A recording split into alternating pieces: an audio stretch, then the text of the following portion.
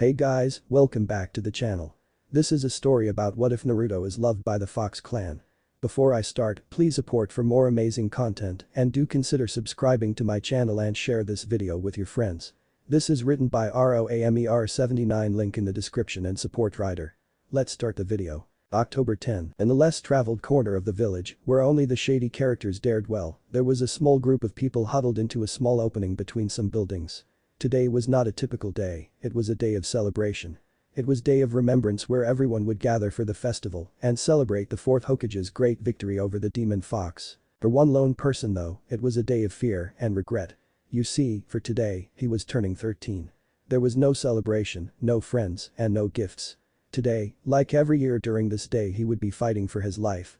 Unlike most years though, he was likely to lose this time. Screams of pain could be heard around the neighborhood while people laughed at the reactions they were causing. This year he will not survive. The plague that has haunted this village will finally die this day, one man said triumphantly. I say we make him suffer first for all the pain he has caused. He killed too many people last time, they deserve to be avenged, another man said as he kicked the left knee of the small boy. A loud snap could be heard followed by another resounding scream. Scream all you like, demon brat, no one will save you this year. He lifted the small boy up by the throat, knowing the boy could not stand with his broken legs. He drew his arm back and quickly planted it into the boy's stomach, knocking the air out of him. Any chance of him screaming left, as the most he could try to do was gasp for the precious breath of life that chose to abandon him. Naruto slumped back to the ground in a heap. He could not move as one of his arms has broken in several places and his kneecaps were shattered. He felt like nothing more than a heap of broken flesh, one that was filled with nothing more than just the purest form of pain. If it wasn't for the demon fox within him, he would have passed out long ago due to the agony. Finally, with the insurmountable pain coursing through his body, his mind started to slip into unconsciousness. Don't think you're just going to pass out on us just yet, a shrill voice of a woman bellowed. You are going to feel every ounce of justice that we have for you. It is the least I can do for what you did to my brother. The boy couldn't even make out what the people were saying around him. His mind was in tatters with everything that was happening to him. I say we carve off his human disguise to see the fox underneath, one man said while he approached the boy with a menacing-looking knife. He cut and ripped off the orange top of Naruto's jumpsuit. With his chest exposed, the man carefully started to fillet the flesh from Naruto's right broken arm. In a cheer of delight, the man held up a large strip of flesh while the others encouraged him for more. At that time, a small girl was walking around with a package, looking for the intended recipient. This will be the year, Hinata, you can do it. Do not back down, you need to let him know how you feel. Even if he doesn't feel the same way, he deserves to know. Every year prior, since she was 7, Hinata had always placed a small gift on Naruto's doorstep for his birthday. This year she was not only going to give him the gift in person, but she was going to confess her feelings for him. She stood resolute in her quest, she only wished it would remain when she saw the blonde-haired boy. A young lavender-eyed girl rounded the corner near his apartment to the sounds of cheers and celebration. It was a day of celebration for the village's victory over the Kyuubi, but the festivities were nowhere near this area. As she walked closer to see what the celebration was about, she heard a sickening slap of something landing at her feet. Looking at where it had landed, she inspected what it was. She had a hard time making out exactly what it was. It was covered in dirt from where it had landed and what seemed like blood. Upon closer inspection, she could see the tan coloring and the realization of what it was hit her in one nauseating motion. It was human skin. Looking up, she saw a small group of people in a small semicircle. In the center of the circle was a heap of bruised and bloody flesh mixed in with the tattering orange clothes. Naruto, she gasped in a whisper. The glint brought her attention to one of the people standing over him. He held a large knife above his head and was preparing to bring it down. Hinata did not know what got into her, but her body responded on pure instinct. She ran straight at the man, dropping her gift for the now dying boy halfway. As she approached with as much speed as she could get into her legs, she leaned her shoulder into the man, tackling him to the ground. The man lay on the ground trying to gasp for the air that the young Kunoichi had robbed him of. Hinata laid there too, as she had failed to right herself upon impact. She looked to the orange heap, now having a better view of his condition. It was an unrecognizable mass of flesh, clothing and limbs. Naruto. She screamed as she surveyed the damage. He lay there on his left side, halfway curled up, as it looked like his legs could not be pulled any closer because he could not control them. His right arm was bent and twisted in an unimaginable way, signaling that it had been broken in 3 or 4 places while being pulled from the socket. The worst part she saw was his face, it was swollen and bruised. The distortion of the features would have made him unrecognizable if it wasn't for his trademark blonde hair and orange taste in clothing. Breaking her attention from the features was his eyes. One was nearly swollen shut and the other was half-lidded, the white was now blood red as all the blood vessels in it had been ruptured. The blue orb that floated in that red sea gave every hint he was still awake and aware of what was happening to him. It was breaking her heart as she gazed into her longtime crush's eye. She saw something then she had never thought she would ever see in his eyes, total and utter defeat. Before she could stand again to help defend him, she was grabbed by one of the men there, lifting her up by the throat. "Look what we have here," the demon's little savior. The only woman there came into view, that is the little girl that follows him around, hiding in the shadows. "I bet you love this demon bastard. Are you looking to become his demon slut? I bet he has already infected you. We will have to see if she is for ourselves now, won't we?" Another man said with a sneer. He walked behind her as he drew a sharp kunai from his side pouch. He slid it between the fabrics of her undershirt and skin, bringing it straight up, cutting the material from her small frame. The man, still tightly holding her by the throat, which she struggled against to keep air in her lungs, yanked the top of her outfit from her front and whistled. "Damn, look at that soft skin. I bet it feels nice, too bad she is a little too young to sample." "Who said she is too young? Look at her headband. She is a shinobi, by law she is an adult," the man with the kunai responded. The other people that were present started to gather around her, licking their lips at the sight of the young topless girl. They've taken on mob mentality, there is no reason in their eyes, Hinata thought. She looked down at Naruto who was trying to crawl to her with his one good arm. He barely moved at all, almost unnoticeable. Tears started to stream from her eyes, hoping that with all the attention now on her, it would buy some time for anyone to find them. The new arrival came up to her being held in the air and started to yank her pants off. Her shinobi sandals fell off effortlessly and soon the only article of clothing she had on was just her panties. "I bet she will be screaming for more once we are through with her." The woman then looked at her face and recognition crossed her brow. It gave Hinata a sense of hope that she had finally come to her senses. "Isn't that the Hyuga heiress though? Hiashi would kill us all if anything was to happen to her." If Hinata could cry any more she would, knowing that her father would probably be happy to finally be rid of her. Maybe the threat though of her father's supposed reaction would at least allow her and Naruto a chance to escape. "We will just tell everyone that the demon brat did it in a fit of rage. We only just happened by when we saw him kill her. We tried coming to her rescue and killed the fox demon, but we were too late. Hell, they will probably make us heroes for finally getting rid of him." The man behind her chuckled evilly at the idea as he wrapped an arm around her and painfully gripped one of her developing breasts. "I call first dibs," he stated just as he started lick her face from her neck to her ear. She would have gagged and vomited if she could have from the smell of sake coming off the man. "Save her," Naruto heard. It was a deep throaty voice, one that spoke of hatred and malice. Naruto couldn't see where it was coming from. All he really heard at the moment was the muted sobs of Hinata and the mob's hands as they tried to descend upon her. "Take my power and save her," the voice came again. "How?" It was as all he thought, not even able to speak. He didn't think he could talk, it seemed the mob that had caught up to him this time had crushed his larynx so he couldn't cry out for help. "Take my power and save her now," the voice rang out in his head. Just as he heard the last syllable he felt a wave of energy explode from his body. "Let's make sure she can't get away or scream for help," the woman stated. "Good idea, wouldn't want our new toy to get away now would we?" Another man said as he lifted and braced her right leg. He brought his elbow down with all his weight on her femur. There was a loud snap as the bone broke in two.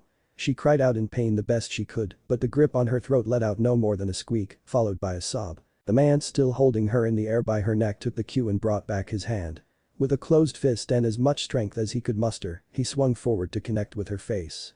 Several snaps and pops could be heard. It could be assumed that her jaw and nose were broken, with possibly even fractures through the rest of the right side of her face. In the next moment everyone came to a stop in what they were doing. A low guttural growl could be heard. They turned around to find the source and they paled at the sight before them. They parted enough that Hinata finally saw the source of the noise just before she blacked out. The heap on the ground that was once her beloved was glowing red and then the darkness started to take a hold of her mind. Everyone's attention was drawn to their original target and the cause for their celebration. The forgotten demon brat was oozing a red chakra from all over his body as 4 chakra tails swished violently behind him. What was left of the boy's skin started to melt off and his limbs started to move of their own free will. Cracking and popping could be heard from the bag of flesh as bones began to reset themselves and heal. "It's the demon fox. Kill him before he can get to his feet," someone shouted. The man that was holding Hinata threw her behind him and she crashed into a wall. On impact a loud crack could be heard as more damage was done to her body. She fell silently to the ground in a mess that almost resembled her beloved. All at once they charged forward to get to the fox boy. As they neared him a wave of chakra exploded from his body as the last bones were healed. Due to the extreme pressure, everyone was sent flying back, landing on the ground, splayed out like bodies from an unknown disaster. Naruto got to his feet with a cloak of protective red chakra encasing him. He surveyed the scene before him as people were scrambling to get to their feet. He looked over to the heap near a wall that was naked of nearly every article of clothing. Hinata, he thought. Just as a few of the attackers got to their feet, a dark feral growl escaped Naruto's mouth. With lightning-quick speed, Naruto descended upon the group. He did not give any concern for their lives and started to tear at them, intent on seeing justice done. He would not leave a single person alive. Screams of horror erupted around him as body parts were flying in all directions. Even after every single one of them was dead, he circled them all to ensure that there was no chance of saving a single soul. Naruto walked over to where Hinata was, reached down and picked up the young girl gently, as if he was holding the most fragile thing on earth. "She is dying, kid," came the single statement. Tears started to form in his fox-like eyes. "What do I do?" he said in a panic. "You will do whatever I say if you want to save her." The Kyuubi started to relay instructions to the young boy. "I can't do that," Naruto said, fearful. "If she is to live, you must." Currently she is choking on her own blood from her broken nose. Her leg is broken as well. The worst of her injuries are her back and head, kid.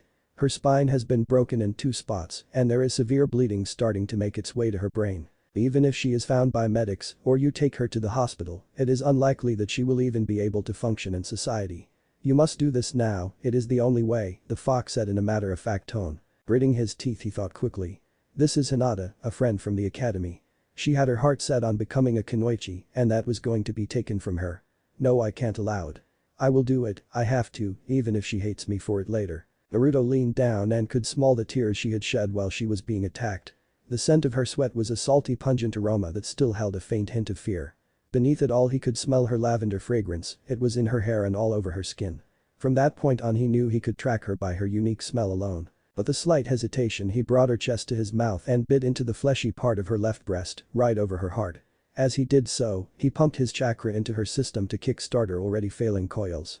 While doing so, he looked upon her face and saw a slight wince of pain in her bruised features as his teeth penetrated her skin. Then it was replaced with a small smile, one that spoke of comforting warmth. When he removed his teeth, he saw a little bit of blood mixed with red chakra pour from the 2 holes in her breast. As it did so, it started to snake around her breast, crisscrossing in multiple directions. When it finally stopped, there was an image of a fox on her breast. Its eyes were the 2 holes that Naruto had made with his teeth and its tail wrapped around Hinata's nipple. It was sitting there on her chest in a proud manner, as if it was the most regal thing to walk the earth. "What is that?" he thought to himself. "Nothing you need to worry about for right now, kid. At least not until the middle of winter," the fox thought to himself.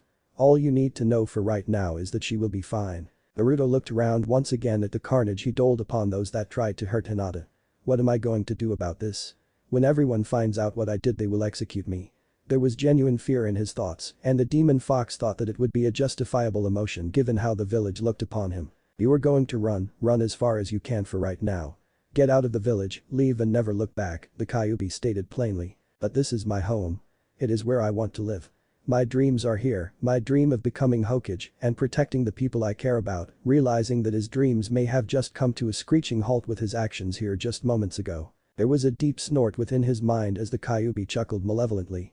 "Dreams of being Hokage, protecting these people, living among the same people who beat you within an inch of your life, and you still want to protect them? I don't know whether you are just naive or brain dead. Your dreams of greatness will not be found within these walls. After this last attack, there is no doubt in my mind that they will try this again." Feeling that the fox had won the argument, he conceded, "Okay, I'll just drop Hinata off at home and we will leave." "Bad idea, kid. She has the kitsune mark. They will see her just as you are, or even worse, they will see her as tainted by a demon like these fools and torture her, they may even rape or kill her. We should take her with us. Life in the village is over for her as well." The fox was speaking with a sense of urgency now. "But I thought you said she would be okay," Naruto was growing angry. It wasn't only the thought of the Kyuubi lying to him, but more he thought of the villagers beating and maiming Hinata, driving his composure over the edge. "She will be okay, kid. She will live, that is all I said, but she will endure the treatment you have, as long as she has that mark. Decide now, we must go. There are others on the way." Knowing their time was up, he urged Naruto forward. Naruto, still in his four-tail form, held Hinata protectively to his chest. He started making his way to an area of the village wall that he knew the security was more lax. A small object caught his attention and he stopped to pick it up, inspecting it. "This is a present." He read the name on the small package. "It is for me? Why would someone give me a present?" He then thought back, it was his birthday, that's why. Remembering the last few birthdays he has had, he would often find a present on his doorstep today. This one was wrapped in the same elegant white paper with lavender flower patterns like those of the past two. He looked down at Hinata, she was the one who gave me all those presents. But why would she do such a thing? There was a slight chuckle in his mind, it appears that this girl loves you.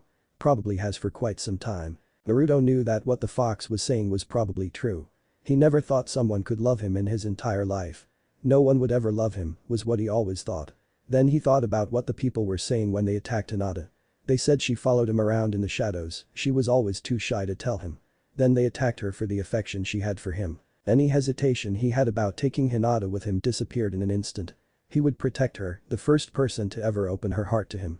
Looking to the sky he let out a roar of pain that echoed throughout the village. He then sped off to the village wall and jumped it in one leap, his destination was unknown, but he was gone in a streak of red light. A short time later, Hiruzen stood at the window of his office looking over the village. He had just heard reports on the incident in the slums. The pictures of the area were gruesome, even for him, someone who fought in the Second Great Shinobi War. It was as if a wild animal had gotten into the village and torn some of the villagers apart. Limbs and entrails were spread throughout the entire scene. There were a few questions still in the air that eluded him. There was a set of clothes that looked like they were once worn by a young girl, but no body that would fit it was found. There was that enormous spike in chakra that most people who had any understanding of it felt. It was demonic in nature, and many of the veterans in the area claim it felt as if it was the same chakra the nine-tailed fox possessed. Just before the chakra signature faded and the Anbu arrived on scene, there was a large animalistic roar that shook the windows throughout the village. They had no idea what had happened, but they finally had a lead. A small girl who was in one of the apartments that overlooked the scene was found. Unfortunately, the young girl was in shock and could not speak due to the trauma she witnessed. She was currently at the interrogation department so Inoichi could scan her memories of the event to provide the answers they sought. It had been several hours since the scan started and the Hokage started to grow concerned over the time it had taken. The council had already assembled, but Hiruzen refused to call the meeting to order until the report was completed. A knock was heard at the office door and the Hokage finally sighed in relief.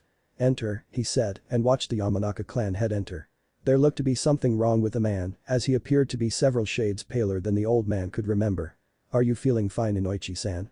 he stated out of concern. The blonde man made his way to the desk, wobbling the entire time. "Yes, Hokage-sama. There were a few complications during the scan, and you have my apology for the extra time needed to get you the report." The complications happened to be the sickly-looking man losing his constitution after returning to his own mind. Never in all his life had he ever seen the atrocities that the small child had witnessed. He would have normally just received the information he needed and reported back to the Hokage.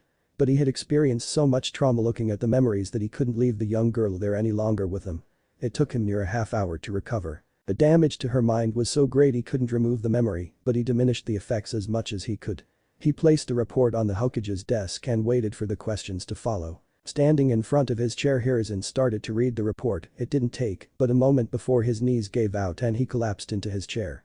The old man started to think he was turning green and his light lunch was threatening to make a second coming. "Are you sure you're not over-embellishing things here, Inoichi?" The blonde just shook his head. "No, in fact it may be understated, as the details gathered into the memories of a child are not as great as they are normally found in adults." "And what about the girl?" Thinking that there would definitely be extenuating damage to the girl's mind after seeing all this. "I wasn't able to remove the memories, there was just too much damage. I was only able to lessen them. Currently she is in the psychiatric ward of the hospital. With a few years of therapy she should be fine." He only hoped he would be. Hiruzen just nodded.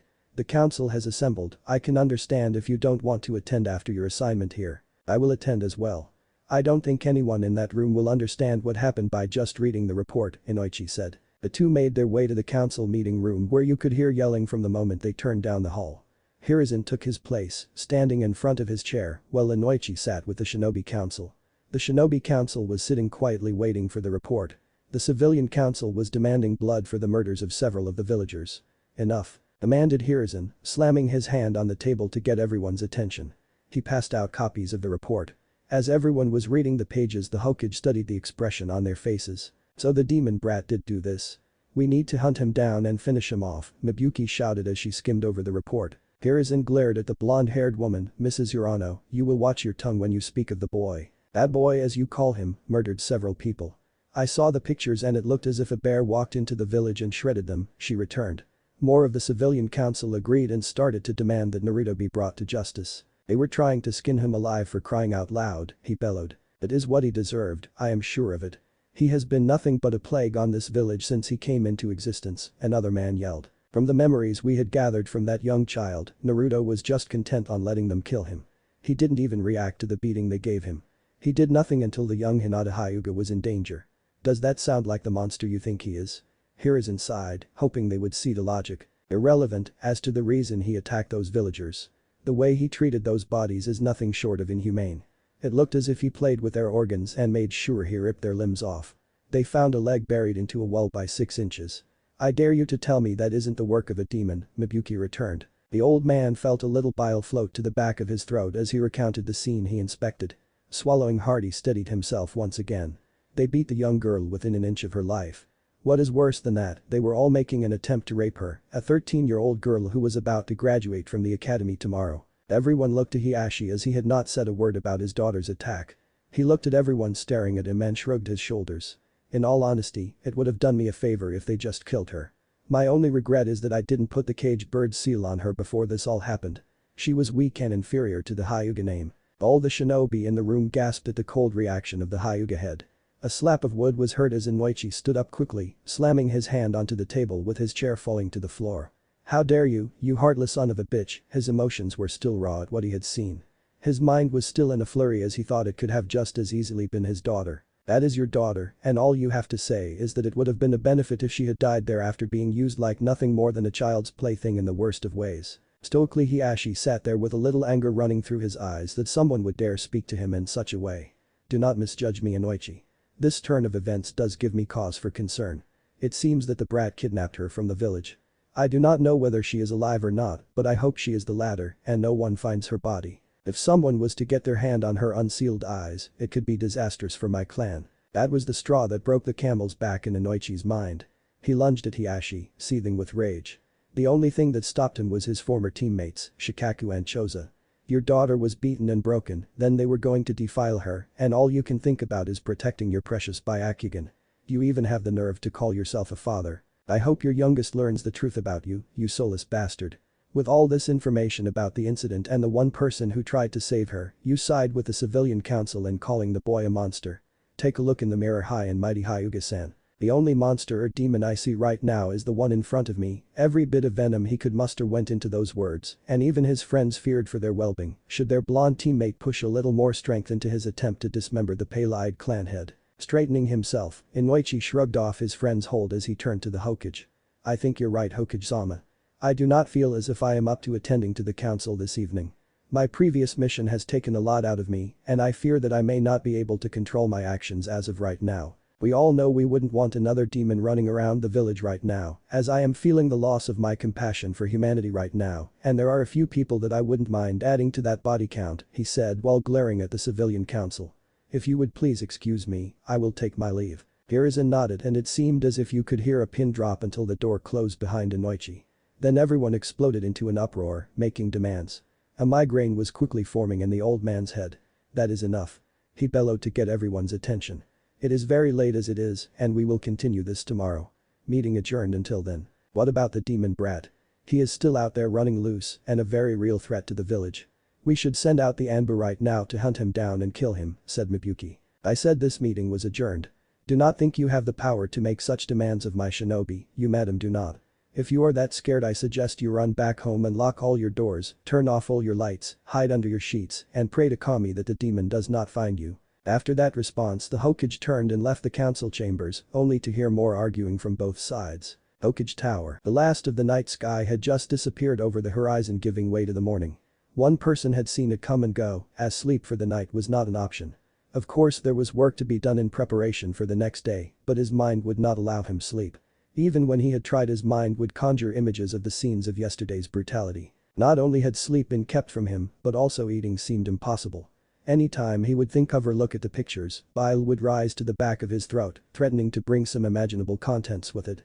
The stress on his mind was taking a physical hold on his body. Looking over the file again, as he had done most of the night, he strained his eyes looking for any clue that would lead him to the whereabouts of the two missing academy student. It has been nearly 18 hours and they still haven't found them. Not to be unexpected really, it took half the Anbu to catch him during some of his more elaborate pranks, Hiruzen thought to himself. Still though, they should have found something. From the reports Naruto was severely injured and carrying Hinata as well. That should have slowed him down. Naruto must have tapped into the fox's chakra to make such a recovery and disappear so fast. How much could he have used? Did he lose himself to the demon?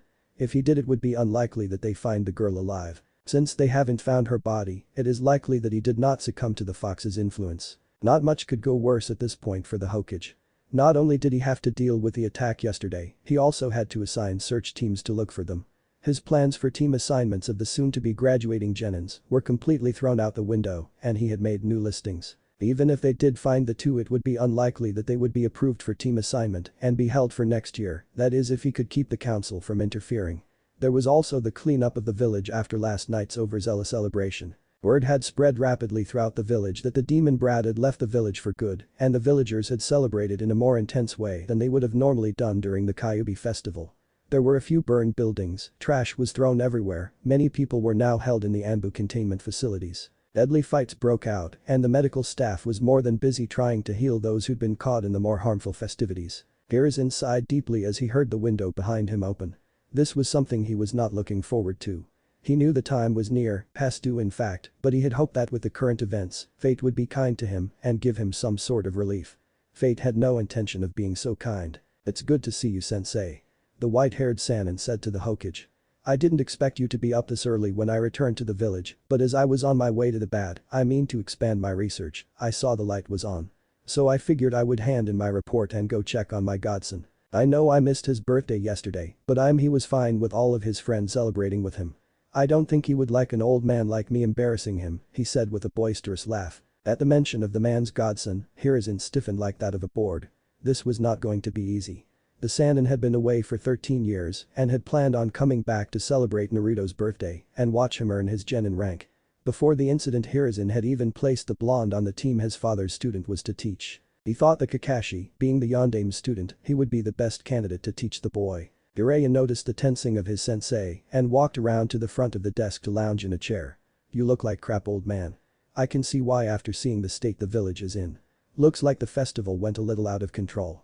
You know, I never really liked it, seemed like they were celebrating Minato's death just as much as the containment of the Kyuubi. The only thing that makes up for it is the fact that Naruto is celebrated as a hero for it all, I guess. Hiruzen slowly shook his head, not saying a word the entire time, waiting for the worst to come. He had purposely failed to mention Naruto's treatment to his godfather because of the need of his work in his spy network. If he knew how his godson was treated, then he would have rushed back to take care of the boy himself.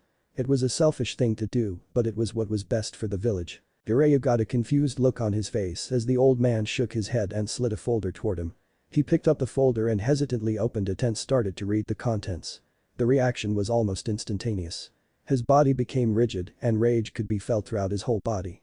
It wasn't from his heart or his core, but his whole body. He had become nothing but one big tense muscle, fueled by rage. His body went through several changes as he read further. The acts and atrocities committed against his student son, the hero's progeny, made him pale. Jiraiya had tortured his share of people in his line of work, probably enough so they would nominate Ibiki for sainthood in comparison. The acts committed against the child would be seen as something only a demon could do. Where is the rest of it? He said through gritted teeth when he neared the end of the file. In a quieted tone, I don't give a damn what you think right now. He yelled. I want the rest of his file. If I don't get it, there is no one in this village to stop me from tearing it apart to find it. I don't know how you could let this happen to him. You willingly ignored his parents' dying wish, and this is how the village responds in kind. Hiruzen got up from his chair and went to a picture frame that contained the Yondame's image and removed it. Behind the picture was a small safe that he opened and withdrew a folder that looked more like a large section of the encyclopedia.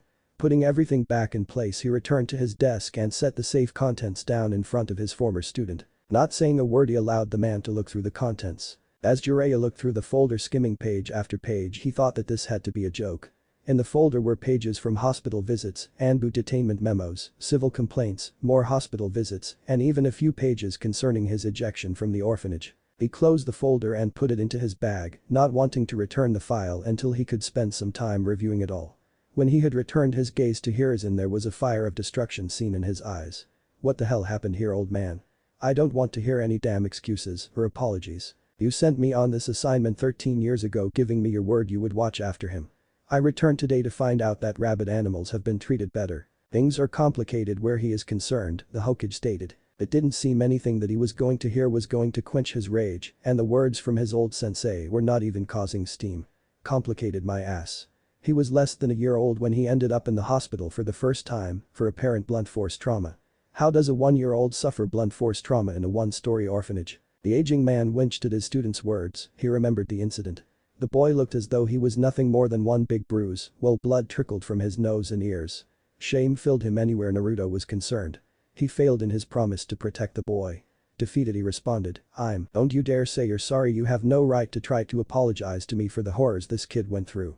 I tell you what, why don't you try apologizing to Minato and Kushina? Let's see how well they receive it.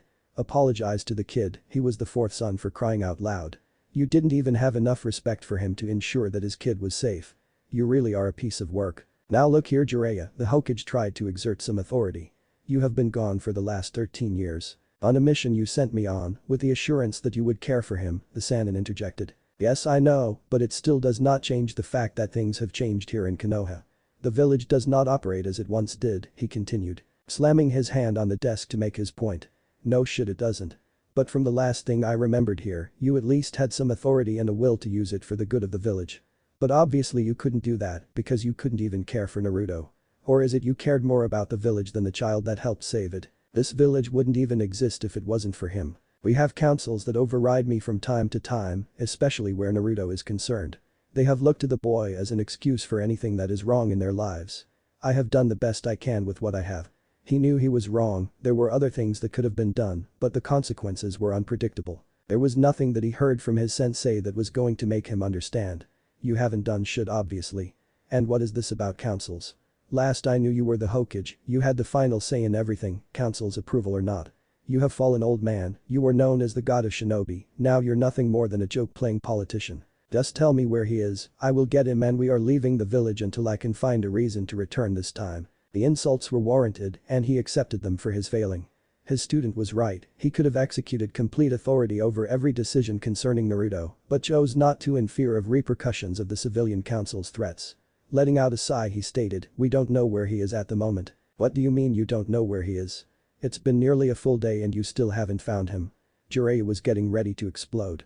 All he wanted to do was take his godson away from this hellhole, and now fate had determined that it was not an option right now. In the report it stated that he used the Kyuubi's chakra in defending the girl, and then leapt away.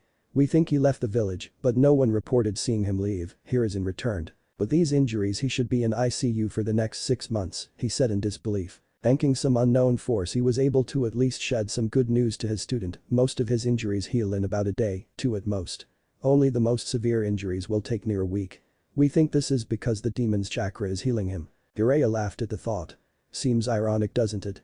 The demon fox who tried to destroy this village is healing the child that the village is trying to destroy. If he is reaching this level with the fox's chakra, he is likely talking to him too. Considering the fact that you kept everything from him, if the fox shares Naruto's origins with him, I wouldn't be surprised at all if he releases the fox of his own free will to destroy this village.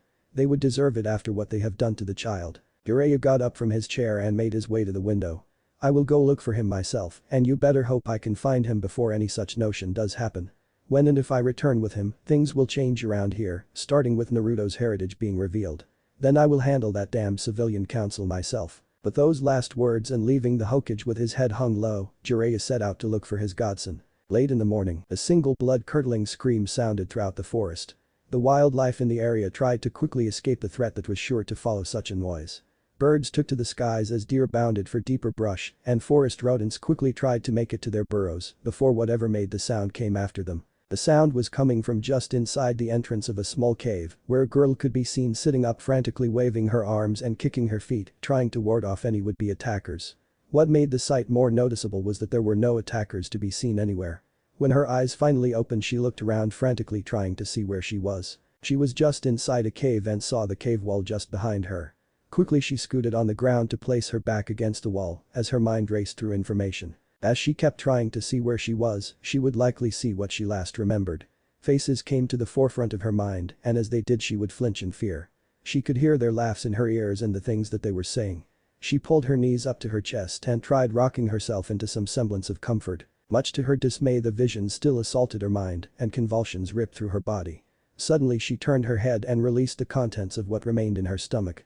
Sadly, it wasn't much given the time since she last ate, and as a result her throat burned with the acid bile that escaped. She could still feel the kunai separating her clothes from her skin and a man's hand gripping her breast tightly, causing pain. The memories of the attack came back one after another, and there was a sharp pain in her leg where another man had broken it. Even the memory caused her to release another scream into the open cave. She tried to throw up again as she could still smell the sake-soaked breath of a man that had licked her face and was thrown into convulsions, with the only result being that of dry heaves. Pain coursed through her face when the memory of a man who had struck her crushed the side of her head. Hinata covered her face with her hands waiting for the memory to give way. It was then that she started to realize something was off. Feeling her face with her hands, she expected to feel actual pain and disfigurement, not just the memory. The skin wasn't even tender to the touch as what normally came with a bruise. Scenes of the attack crossed through her mind as reality of her whereabouts started to come into focus. It was as if two realities were switching back and forth. Looking down at her leg, she started to notice that she wasn't wearing any pants, and as a result, she started to feel the coldness of the cave floor against her skin. She gently reached down and touched the once broken leg to find that there was no pain there as well. Cautiously she moved it and found the operation was unhindered. Her skin was soft and unmarred, a stark contrast to what her mind was telling her that it should be. Out of the bottom of her vision she could see some orange, and another wave of memories passed through her. Memories of the battered and beaten body of the one person she cared about more than all else in the whole world. Naruto. She silently said as a wave of tears and shakes took a hold of her. Trying to push through her tormented mind, she looked at the orange and noticed that it was her beloved one's jacket. It was draped around her shoulders and currently the only thing keeping her warm. It was splashed with a large amount of dried blood, giving it a discolored look and stiffness. The right sleeve was missing, causing her to remove it from her right shoulder to get a better look at it. Her shirt and bra were missing, allowing her breasts to be exposed for all of nature to view. Through a sigh of relief at viewing her body, she took a small bit of solace when there wasn't a mar across any of her skin, besides the little bit of dirt from being on the cave floor. That was until she noticed a small drawing over her left breast. Taking a finger, she tried to rub at it to see if it could be wiped away. When she did so, a dull pain spread across it, but it would not smear. Her breast was tender to the touch, and the image which she now noticed looked like a fox. The ink used must be permanent as it did not simply wipe away. She tried to push it to the back of her mind, thinking that she can try to remove it later. Now that the memories were becoming just that, she needed to find out where she was. Hinata put on the jacket properly, sliding her arms through the sleeve and torn hole, trying to retain some of her modesty. Zipping up the jacket as much as she could, she started to stand on shaky legs, making her way out of the cave. When she reached the mouth, she scanned the dense forest for anyone around. The last she knew was that she was in Konoha. Now here she stood in a large forest where vegetation grew unhindered. The canopy was thick and kept a lot of the sun's intense rays from reaching the ground. It was as if the entire forest floor was shrouded by clouds, while the few spots of light to get through brightened the area, giving everything a deep rich color. Quickly scanning the forest floor, she saw a bit of orange that was out of place a few yards from where she was standing. Making her way to it, she recognized the item and, more importantly, what it was on. As quickly as she could with bare feet, she made her way over to it. Kneeling so, she started to examine the body in front of her. He was face down and unmoving, causing Hinata to start shedding new tears. His clothes were tattered with small cuts and holes. Blood had coated some of his clothing, and then the strangest thing occurred to her. The clothing was covered in blood, but his hair and exposed skin had no injuries or blood on it. From what she could recall of seeing him back in the village, he should be dead, and looking at him now you would think so as well, as he was not moving. His body should be littered with damage and trauma, his limbs were twisted during the attack and should have been bent in a distorted way here. Like her, he bore no signs of injury, and one would assume he was in perfect health. This had to be an illusion or genjutsu, she thought. Releasing a small amount of chakra from her system to try to dispel any such trick, she noticed nothing was changed. This was reality. Gently she grabbed his shoulder and rolled him over toward her to see if the front of him would give any clues as to what had happened. He still had on his pants and was wearing his black undershirt. He was missing one shinobi sandals. The result was the same, aside from his clothes looking like he'd been in a battle to the death, he was unharmed, not even a bruise. A little bit of dirt clung to him because he was lying on the forest floor. Not waiting to see if her fears were true through time, she nudged him gently at first, then a little harder as small amounts of time passed. Naruto-kun, Naruto-kun. Wake up. Please wake up. The longer he remained still, the more panic she got as tears streamed down her face. At this rate she would likely dehydrate from crying so much. Finally he let out a small moan, one that would make someone think he would want to sleep in for the day. Slowly the sleep started to wear off and he heard someone calling his name. The closer to the real world he got, the more of the past events started to fill his mind.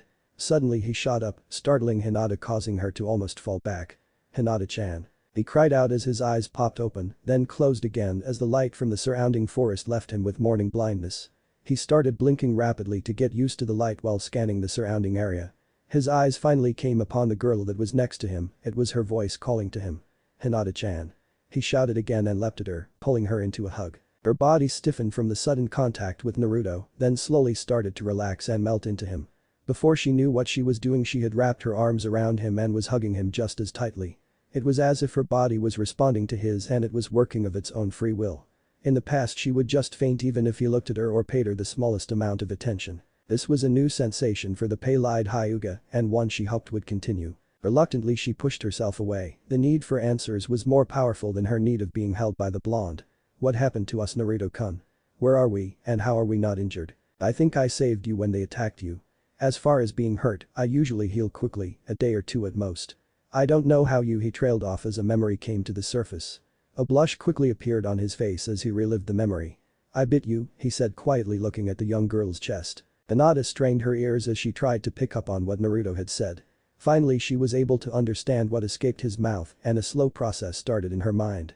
"I'm fine though," she said. Continuing, "I don't have a mark on." She trailed off. Slowly she pulled the top of the jacket forward slightly to look at her left breast. The image of a fox was still there with its tail still wrapped around her pink nipple, as if it was guarding it. She then lifted her head to look at the blonde who was slightly looking away but maintained the eye contact still. Hesitantly he nodded and it told her how she got the marking, just not how it appeared. Looking back at it she thought to herself that she should have been horrified and maybe even feel violated. Quite the contrary though, images of Naruto's mouth on her skin sent waves of warmth through her body. Her temperature started to rise as blood pooled in her face with the thought of his lips kissing her skin as he held her. Shaking her head she tried to come back to reality. "Is that what healed me?" Hinata said in a deep stutter, trying to push the warming sensation in her body to the back of her mind. He slowly nodded as his face was reddening by the moment. He felt ashamed for what he had done. "I don't know why or how, but something told me to or else you would die," he trailed off, horrified at the thought of her being broken and dying. Hearing the hurt in his voice, she placed a hand on his shoulder to try and reassure him. "Thank you and Naruto-kun." Hearing the sincerity in her voice caused him to whip his head around, "But I hurt you, Hinata-chan. I'm so sorry, I didn't mean to." She tightened her grip on him to add strength to her words. "You have nothing to be sorry for." She wasn't sure if that was true, but for now it is what he needed to hear and she wanted to be what he needed. They were strange feelings to her, not knowing where they came from. It was true that she had a deep crush on him and very possibly loved him more than she knew before the incident, but what had happened seemed to amplify those emotions. "What you did may have very well saved my life," she said sternly. "Is the mark still there?" he asked, hanging his head. She nodded and thought of the image some more, with actual fondness now. It had come from her Naruto-kun. Suddenly Naruto whipped his head around looking in every direction. This caused a little panic to rise in the young Hyuga. "What's wrong?" Hinata asked. Naruto heard a voice in his head. It had said "run" in a deep guttural voice. He was not sure where the voice had come from but looked around for the source. He then remembered hearing a voice when he tried to get to Hinata when the mob had attacked her. He thought it was just a result from his trauma and let it go. Now he was hearing it as plain as day. "You need to run," the voice said again. "Who's there?" Naruto said aloud, still looking for the source. This caused even greater confusion from the girl as she started to look around, but nothing could be seen. "There are people coming in this direction. They are likely coming to take you back. If you don't move soon they will discover where you are," the voice said again. "What is so bad about that? I have to go home eventually and I'm sure that Hinata-chan wants to see her family," the blonde said. Hinata had a mixture of feelings run through her at those words. Despite their current condition she was happy to be with the boy. She also had family she cared about back in the village that she would like to see. At least to let them know she was alright, but the images of her father caused her to shiver in fear slightly as his coarse words played in her head. What she was feeling the most right now was concern as she watched her beloved talk to an invisible person. "Quit talking aloud and just think what you have to say. You are scaring the girl. I can smell her fear. She has a deep-seated concern for you." Naruto looked over at Hinata and could see the worry in her eyes. He just nodded in response as the voice continued. "Do you remember what you did to those people yesterday? Do you honestly think they will allow you to live after the carnage you created with those bodies? If they don't outright kill you, they will definitely not let you live any sort of normal life. Her life will become what yours has been with the marking upon her chest. They will examine her and they will deem her as demon-tainted and throw her out just as you have been. Naruto paled as he remembered the bodies of his attackers being torn to shreds. His rage had caused him to lose control, and he took it out on those people.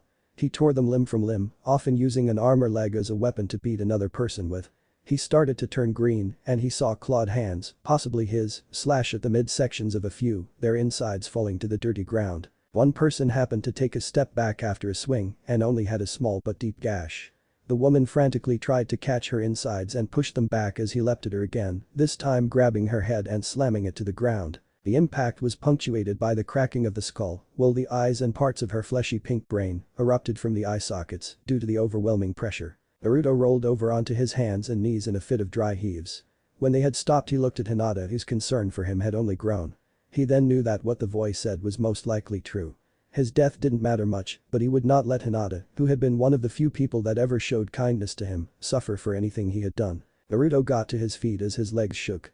Looking down at Hinata, who was still kneeling, he began to remove his pants. Hinata couldn't believe what she was seeing. She started to back away from him, knowing something had transpired within his mind. What or why you doing, Naruto-kun? She eeped out.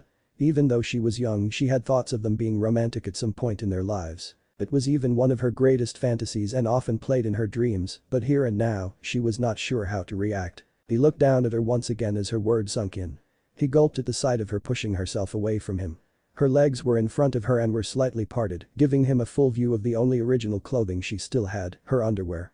He quickly turned away with deep red cheeks and told her what he was doing. You can't go around looking like that. He tried to sound indifferent, but inside he liked what he saw and didn't know exactly why. Looking down at herself, she realized that she wasn't wearing any pants, something she totally forgot about. She started to feel woozy, knowing that with her legs in front of her now, Naruto could see her most intimate parts aside from her panties. It was a double reaction, both coming from her mind and her body. Her body closed her legs and drew them in from the embarrassment, but her mind and body were also rebelling by causing a wave of heat spreading to her once exposed womanhood. She had to look away and focus on breathing to keep herself from fainting. Out of the corner of her eye, she saw Naruto's pair of pants hanging in front of her. Turning her head, she reached up to her only hope of covering herself. She noticed Naruto standing in front of her in his black t-shirt and a pair of blue boxers with toads on them. She started to giggle a little and stopped herself when the blonde looked at her in embarrassment. Quickly she got to her feet and put on the pants while she noticed Naruto removing his single shinobi sandal. Something tells me there are people on their way here right now, thinking of the voice in his head. They are coming to take us back to Konoha as far as I can tell. Hinata-chan, I won't make you come with me, but I can't go back.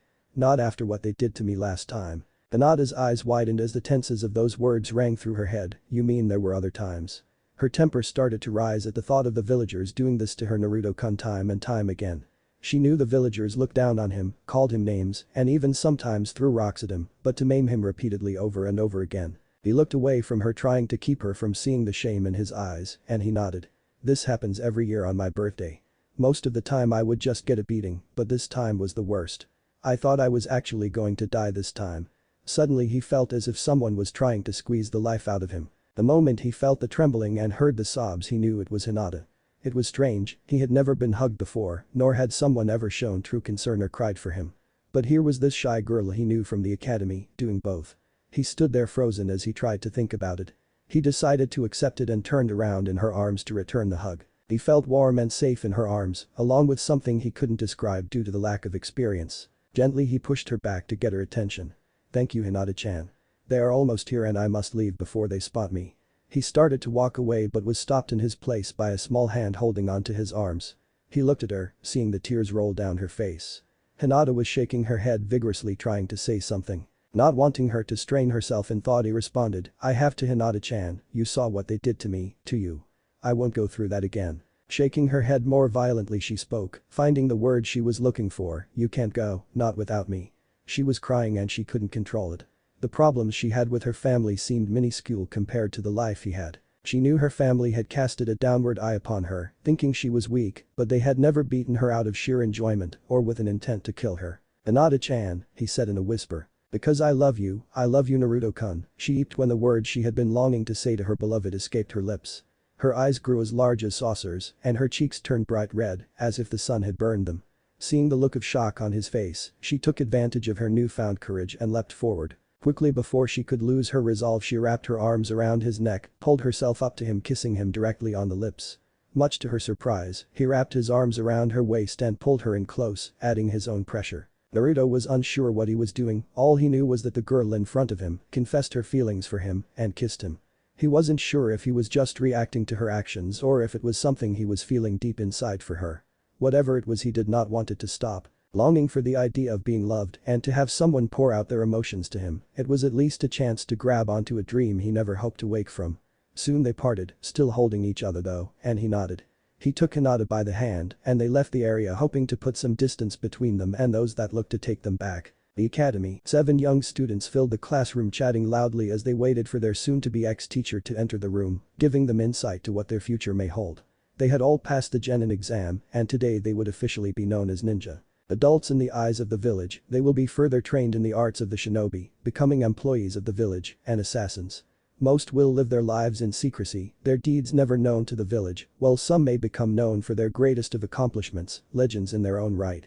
All hoping to have their dreams come true, whatever those may be. For one young dark-haired boy, it was a step closer to gaining the power he needed to achieve his desires of vengeance.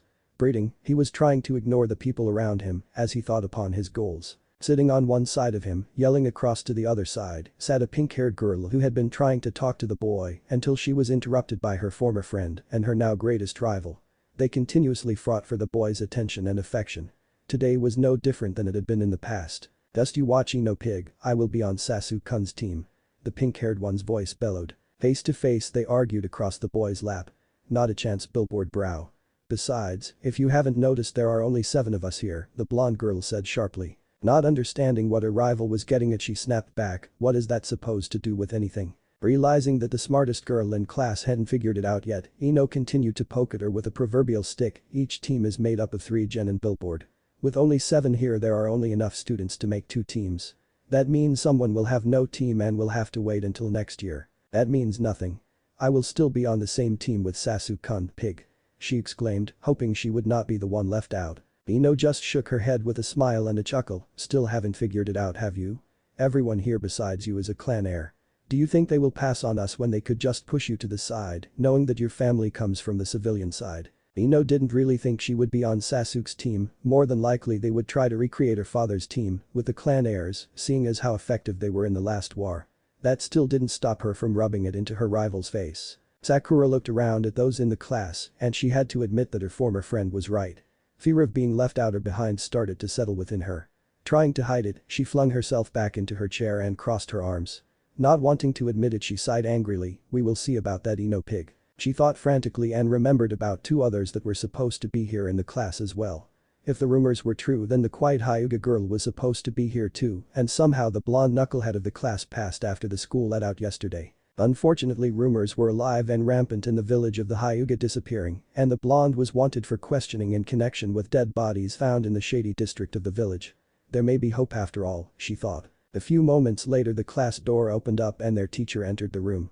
Hiruka-sensei stopped in front of the class and cleared his throat to gather everyone's attention. "Class, I will be calling off the names of the new genin teams. Once I am done, you will wait here for your new team captains and senseis to retrieve you. Teams 1 through 6 are still in active status, so we will begin with Team 7.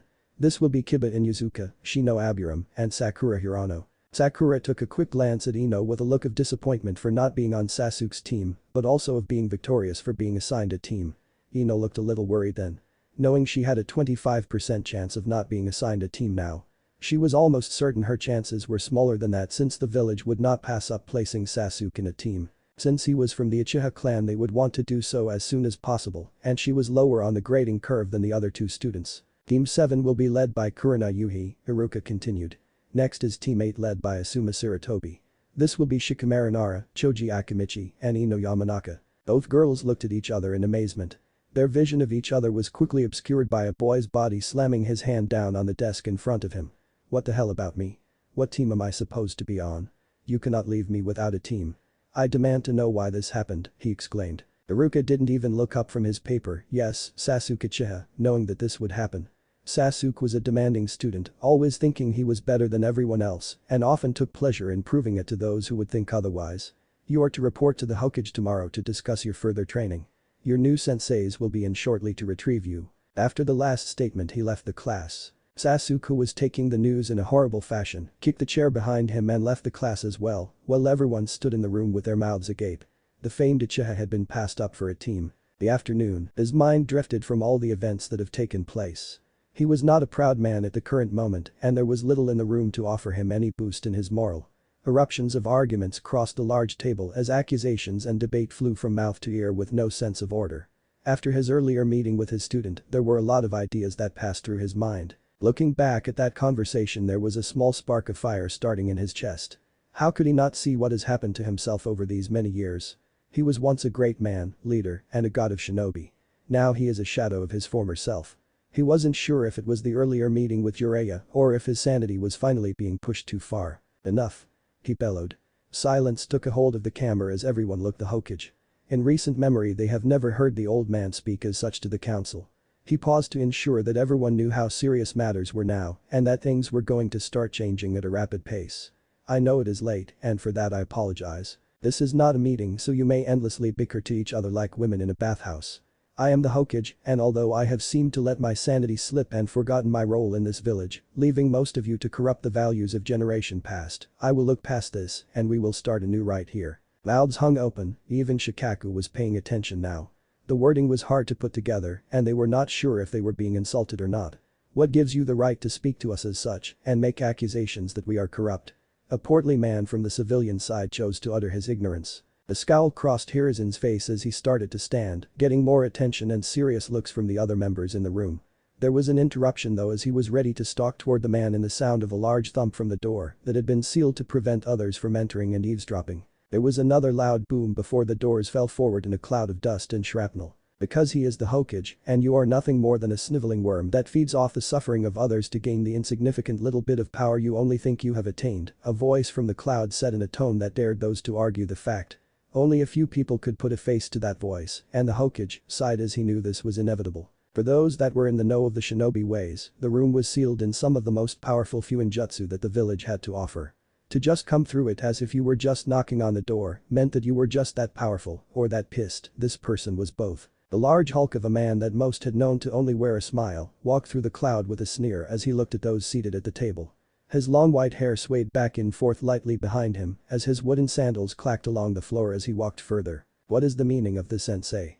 Hiashi stated. Jiraiya whipped his head around toward the voice and pinned his former student down with a glare. This is about how this village treats its own people. How you all have become so bloated in your own egos, you have forgotten that you are here to serve them and protect them. That is exactly what we are doing here. Before your rude interruption we were in discussions on how we were going to go about protecting the village from that demon child, Mibuki stated in a haughty tone. It was almost in an instant, as if he had mastered the fourth technique, he was at her seat, gripping her by the throat. It wasn't enough to cut off the flow of Arab blood, but was more than enough to make it very painful. Speak of that child again in such a manner, and the next discussion you will be having will be with the Shinigami on how you soiled yourself, even while your head was crammed in your ass. He flung her from the chair she was sitting in and used her seat as a step to stand upon the table. He wanted everyone's undivided attention, even to the woman that was lying on the ground gasping for air while rubbing her neck. It seems to me that promises here in Konoha have not been kept, Jiraiya stated with a sneer at the Hokage. Much to his surprise the old man had a small smile on his face. I have been away from the village for these last 13 years, protecting her from all forms of hostile intentions. Kumo was ready to march on our doorstep after the attack of the Kyuubi, thinking us too weak to defend ourselves after such a slaughter. But the death of Minato, Iwa was finally frothing at the mouth to take vengeance against the village that was the home of the Yellow Flash. Even Suna, who is an ally, was tempted to take advantage of our weakened state in an attempt to procure some land for more fertile resources. He looked around the room to make sure that everyone knew that without his work, they would have fallen long ago. As I stood at the spot where our beloved Hokage and his wife gave their lives to save this village, a promise was made to me while I held a small child in my arms. It was not only a promise to me but the fulfillment of the last wish of the Hokage to protect and care for his son and see him for the true hero that he is. It didn't take long for them to piece the words together before someone spoke out. Minato Namikaze didn't have a child. Hiashi spoke out. It was no secret that Hiashi and Minato were on the same genin team that was trained by Jiraiya. He would have known if his teammate would have been expecting a child. The pregnancy was concealed from the public because the mother had special circumstances that would have jeopardized the entire village should something go wrong, the sage said. In fact, the reason you allow the villagers to torture Naruto is why Kushina's pregnancy was classified. Konoha has had the Kyuubi sealed within someone since near its inception. The first person was none other than the first Hokage's wife, Mito Senju. It was then transferred to Kushina, Minato's wife, before Mito passed away. Minato, in a desperate attempt to save this wretched village, sealed it into his own son on the day of his birth, after his wife and himself were dying from protecting Naruto. The fist slammed down on the table near where Jiraiya was standing. Why were we not notified of this?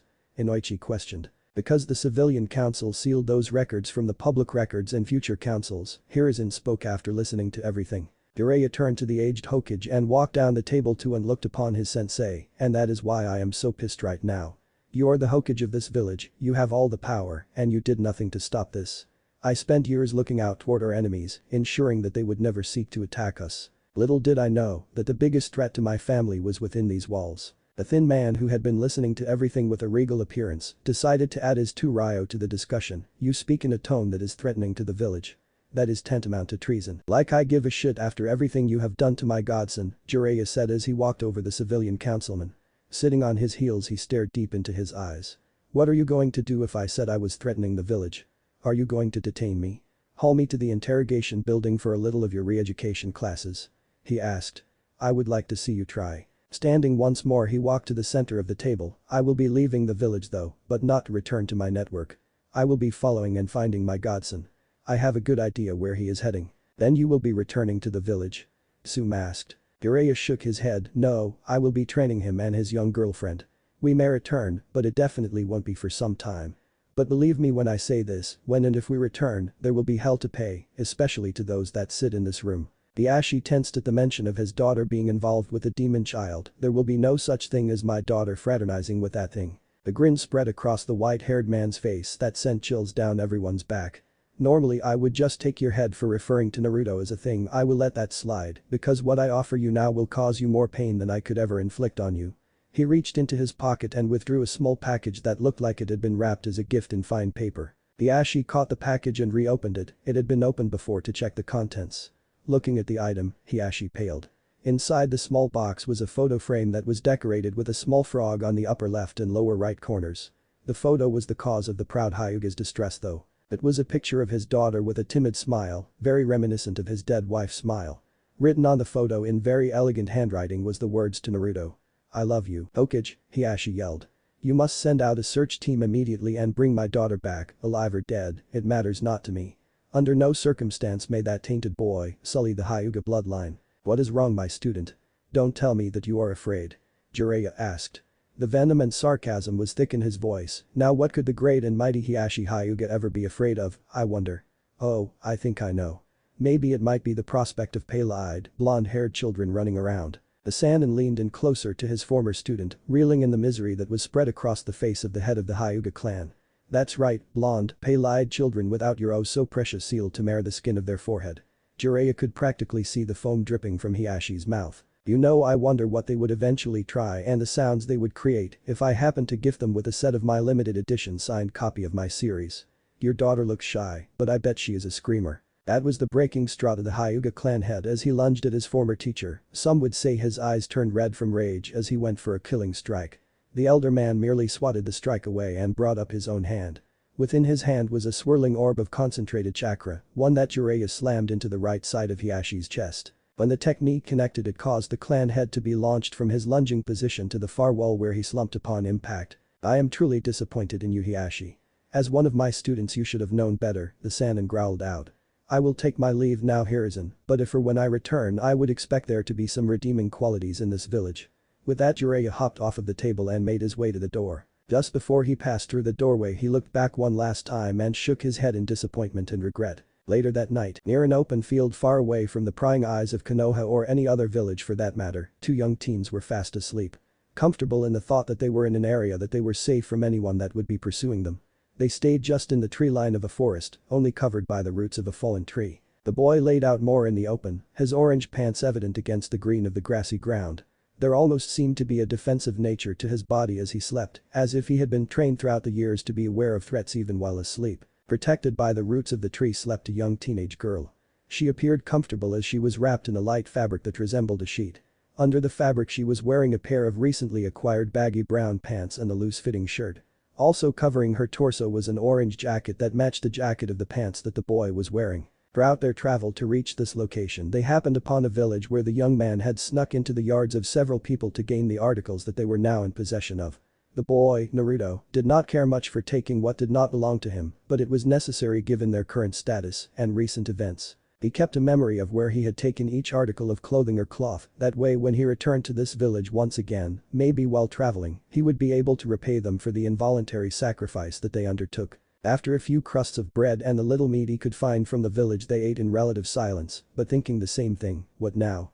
They both knew the direction they were heading was leading them to the northeast border of Hai no Kuni. If they stayed on the current course they would likely be entering Yu no Kuni in the next few days, as long as they kept their strength up. The fear was creeping up Hinata though, as they were continuously getting closer to Kaminari no Kuni and eventually Kumo. This was same Kumo that tried to kidnap her nearly a decade ago and would likely attempt it again if she was found within their borders. Naruto could not describe the voice that continuously told him to go in that direction, but it had kept him safe up to this point and ahead of the pursuers. He was not happy about what he did to Hinata, leaving some sort of mark on her chest, but was still happy she was safe. When he inquired to the voice on why it was necessary or what it meant, the voice would remain silent or tell him he would understand in time. As Naruto laid there in restless slumber, trying to forget about the recent event from his home village and the situation they were currently entangled in, he was jolted from his sleep by an ear-piercing scream. From a laying position he assumed a defensive stance, quickly trying to clear the particles from his eyes, and he scanned the area for the source of the threats. The darkness enveloped the area with faint outline of nature penetrating his eyes first. The first row of trees in front of him that separated them from the open field beyond, concealing their location from those that may stumble upon the area they were in.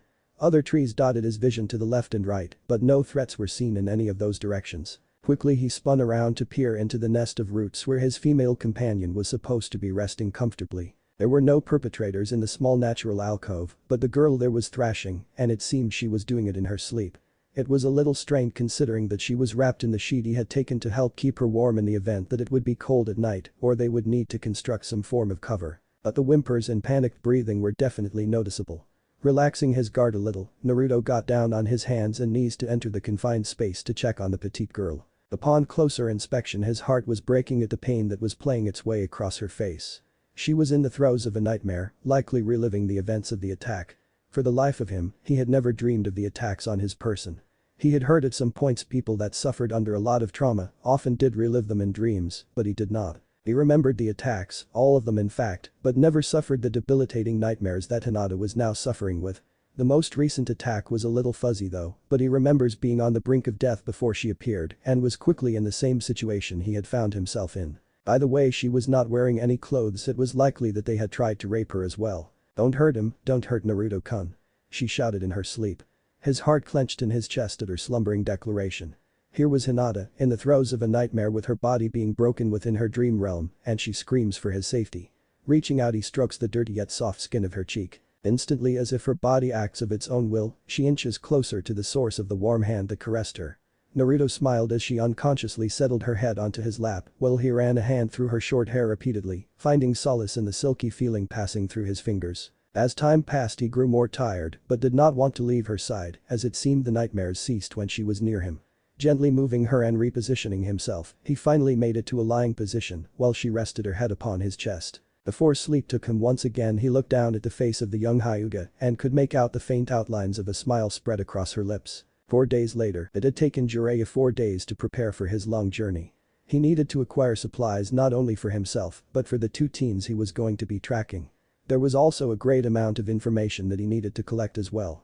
He had been absent of the village for so long, keeping his eyes and ears facing any possible threat that might come to the village. As mad as he was at his old sensei, he was even more furious with himself.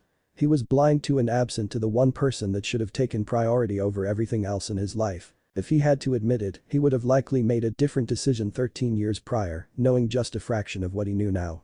The spy network he so diligently held in place would have been dissolved unless a replacement could have been found.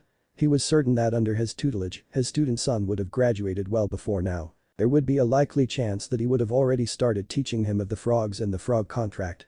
Maybe even visiting Mount Mayaboku from time to time to see the elder toads and be introduced to sage training. Instead he was standing here, 5 days behind his target, at the gates of Konoha. He didn't want to waste any time, but the wait was necessary, as it would have probably done more harm than good to just try to chase after the two without know what to do when he retrieved them. Jiraiya had made a deep investigation within Konoha for any information regarding his godson. Sad as it was to say, there were many more enemies of the boy than there were allies. Some people even disappeared mysteriously over the last few days after he questioned them. Naruto had never left the village previously that anyone knew of anyway, so there were no destined locations outside the village he would run to, but there was a cause for concern from others, though beyond the walls. Evidently the Hyuga clan had put together a clan mission and sent a sizable squad to hunt for the two teens. They were not a threat personally to him, but they were rumored to have received kill-on-sight orders and had a two-day advantage over him. There was also the fact that just because he did not have any allies beyond the walls did not mean that he did not have any enemies either. The last known direction their trail was found at was north by northwest. If they continued on that path it would likely take them right near the border with Iowa. The people of Konoha may be blinded by their hate and rage, but it would be idiotic to think that the shinobi of Iowa would be that blind. From the images that he had retrieved of the boy, he was a spitting image of his father, minus the whisker marks of course. The young girl would have very little to fear. Iowa was very indifferent about those with Keki Genkai, neither praising them nor scorning them. It was just a simple policy of if a shinobi had one, and then it was a benefit, otherwise unimportant. But if there was a change that a shinobi saw Minato within Naruto, the best case scenario would be a capture with a public execution. Worst case was likely to happen if the person was near the age to remember the war and the battles the Yellow Flash participated in. A chill trickled down Jiraiya's spine at the thought. It would be a result in a painful torture in the field where they would likely kill him slowly. The sadly funny thing is, it would be no different than what his home village has attempted to do to him from time to time. Just as Jiraiya was ready to leave, the Hokage appeared before him, knowing that this would likely be the last time he would see his former student. "Jiraiya," he started off. "If you are here to apologize, old man, save it. I told you I don't want any of your I'm sorry or I did the best I could. You and I both know that is a load of crap." Jiraiya cut him off. There is insight at the situation. "You are right, it would be. But I have a request of you while you are away this time." The Sannin's temper flared. "Have you not already asked enough of me, Hokage-sama?" he hissed out. "It is not for me." The old man yelled in return. If this is likely the last time he saw his best student ever again, he wanted to make a request that would only benefit him. "When you find young Naruto, please give him my sincerest regrets for the mistakes of this old man. You can do that in a few years yourself. I will not apologize in your stead for the atrocities you allowed to happen to a young child," he stated. "If too much time has passed and I am unable to, please do this for an old man. And that leads me to my second request.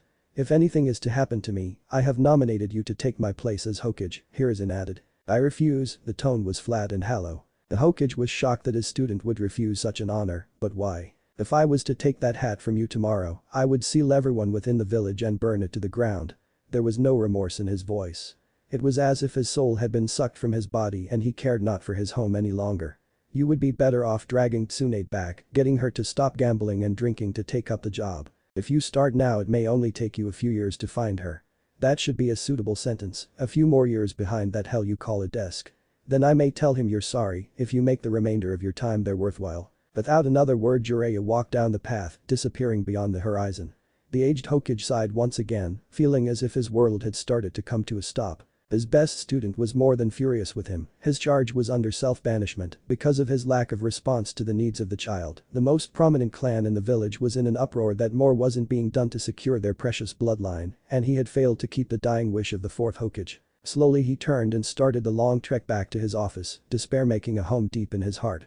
He needed an outlet, and there was one taking place in about an hour that has become the focus of his attention.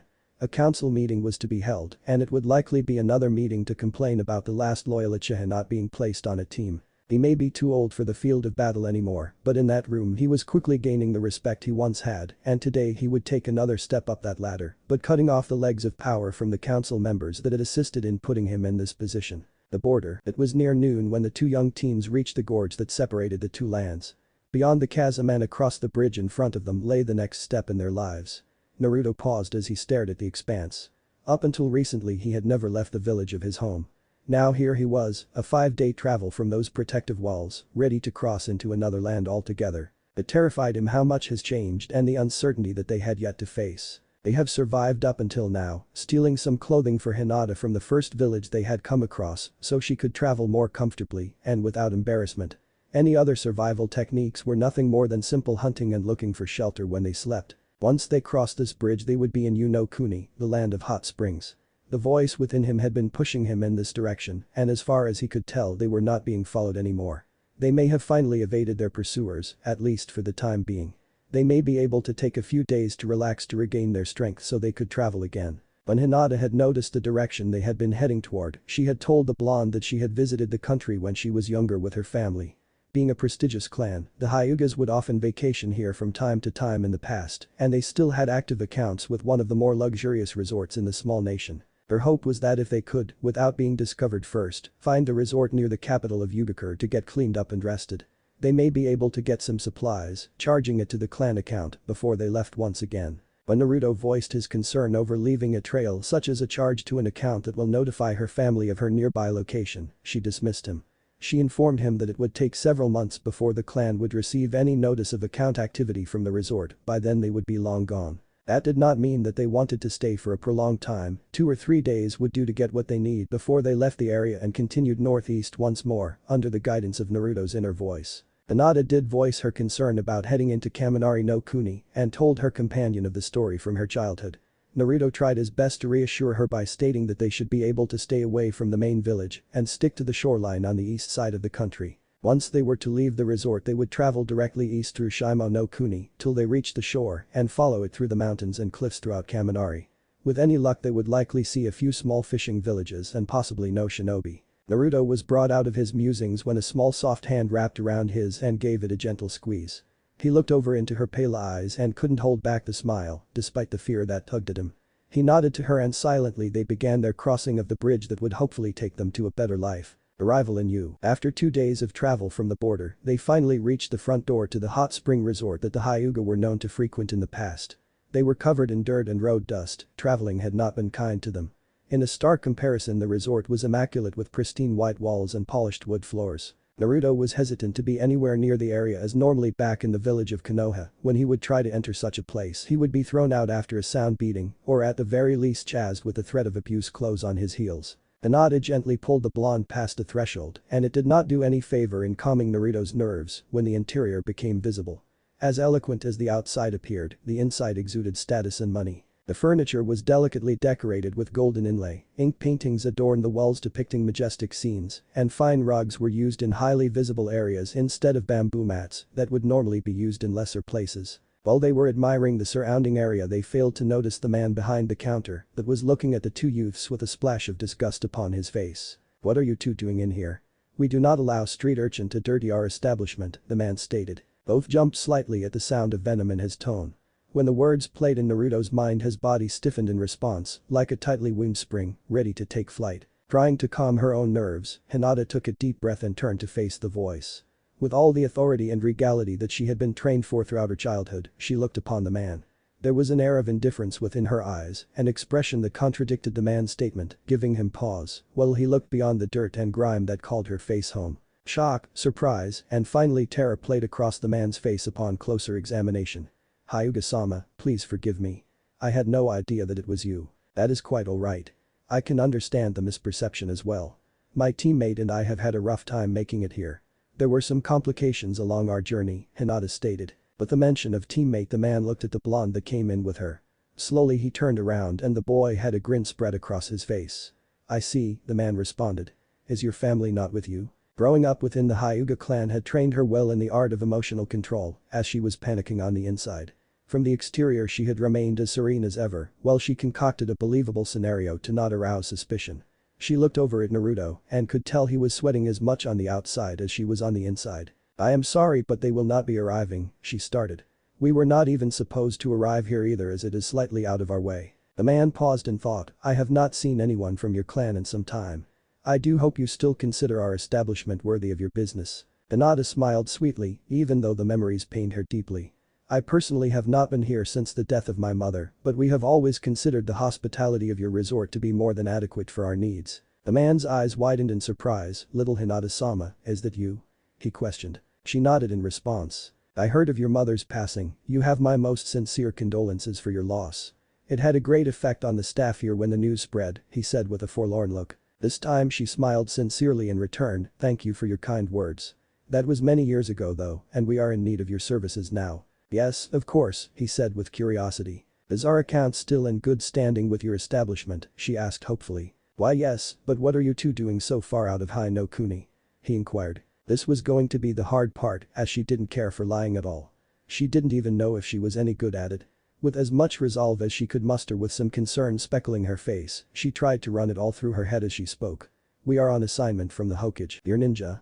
The man blurted out in surprise, nearly causing the lavender-eyed girl to let loose a shriek of fright. Yes, and we are on a confidential assignment from, she continued but was interrupted again. But I thought young ninja traveled in larger teams, 3 or 4. He asked questioningly. She sighed in exasperation. If she didn't tell her fabricated story soon, she may miss a detail she worked out in her head, leading to further questions that would alert others to their actions. If you would let me continue, I'm sure it will answer all your questions. My apologies, Hinata-sama, I did not mean to be so rude and let my curiosity get the better of me. Please continue, he prompted. Putting another smile on, she didn't know how Naruto did it with such ease. Yes, as I was saying.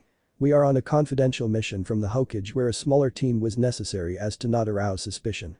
As you may understand, secrecy is of the utmost importance. While we were camped for the night, we were surprised by a storm and our camp was washed away with most of our gear. What we were able to hold onto was too badly damaged from the wind and rain to continue carrying.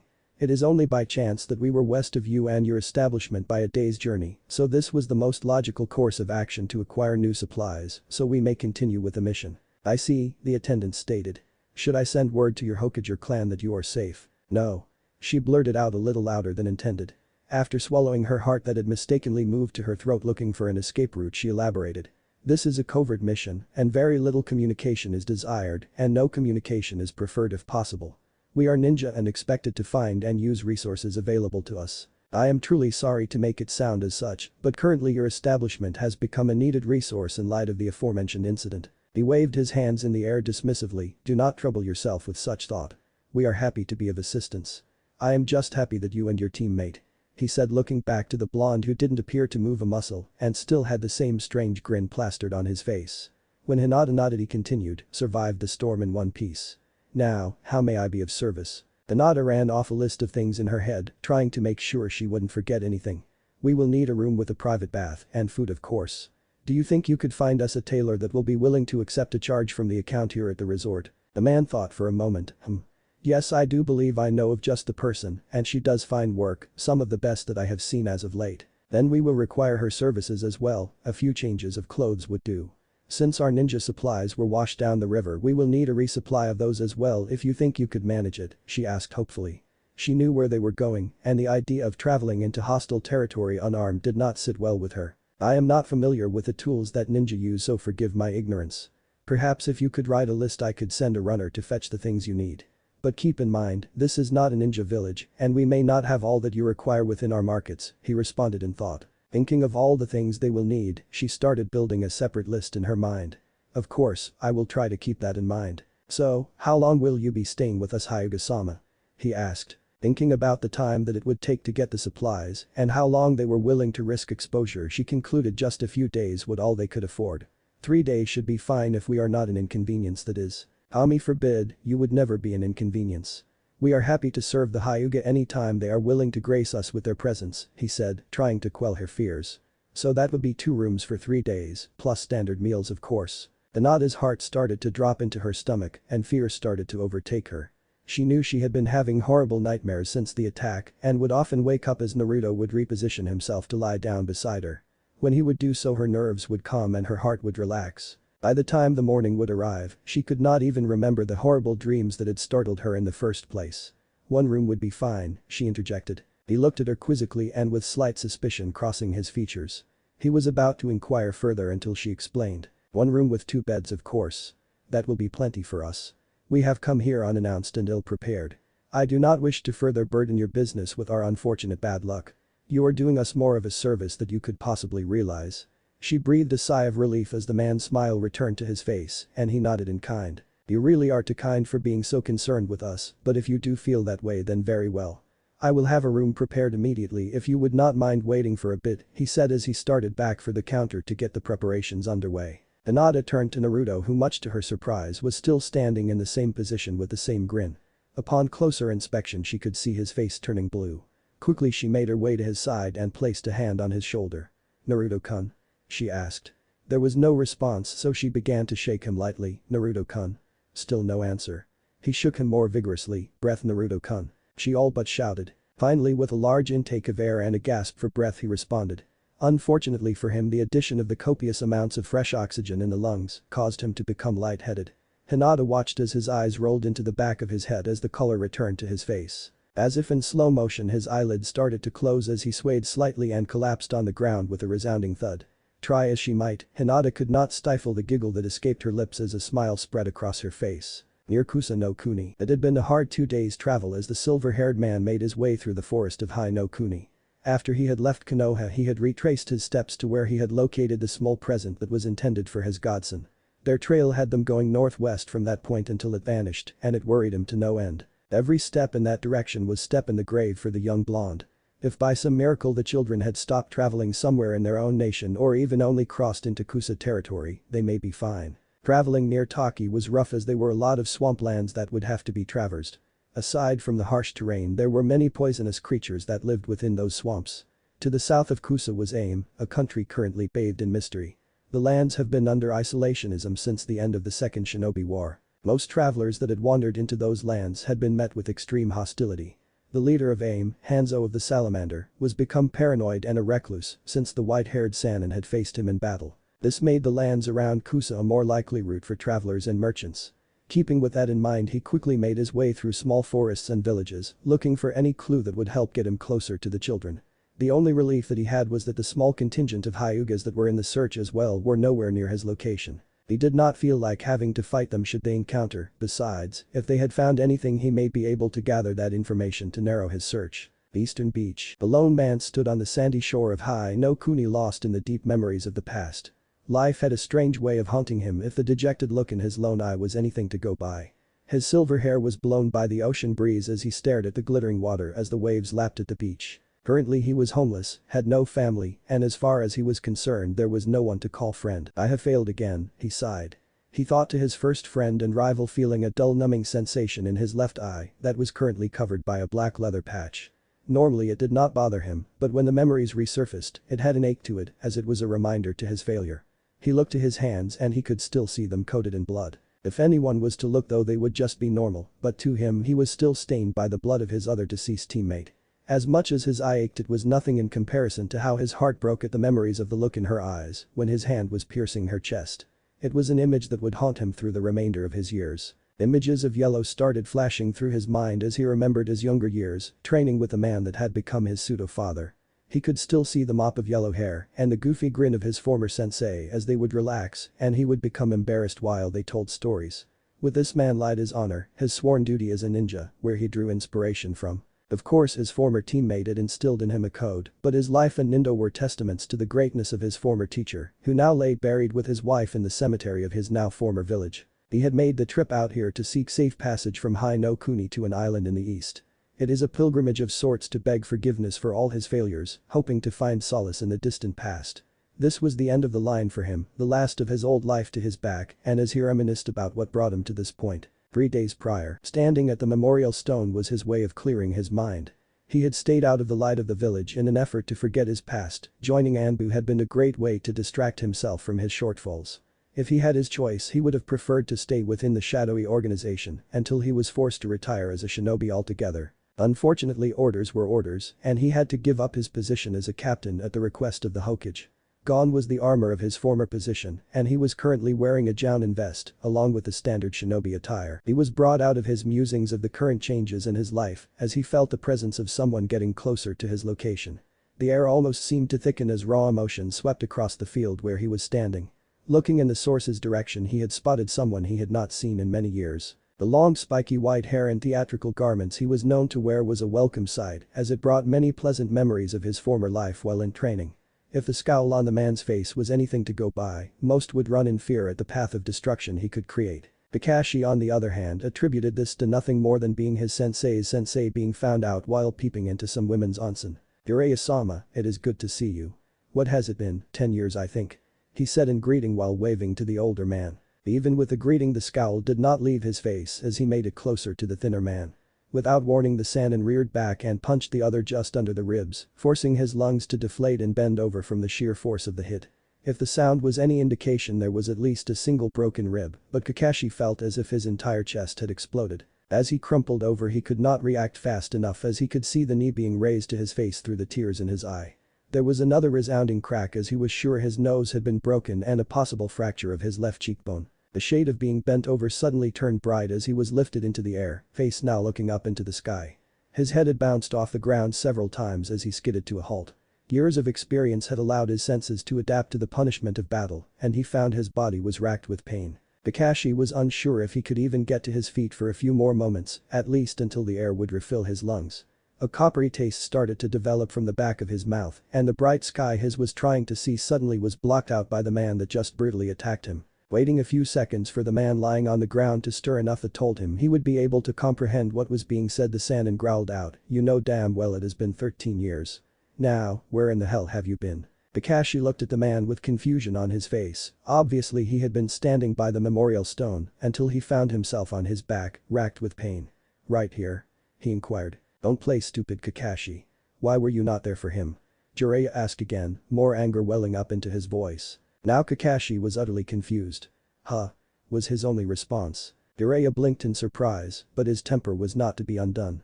"Naruto, why were you not there for him?" He blinked with his mind racing for the information. Images flashed through his mind, and blonde hair and orange clothing came to the top. "The orphan misfit?" he asked, hoping he was right. The word misfit grated on the older man. He reached down and grabbed the former Anbu by the front collar, pulling him up to look at him in the eyes. In one quick motion he backhanded the man across the right side of his face. When Kakashi's eye seemed to settle, he continued, "Misfit? Is that how you think of him? Is that how you honor your sensei's memory, his legacy? You are lucky I am here instead of Minato, he would have just killed you.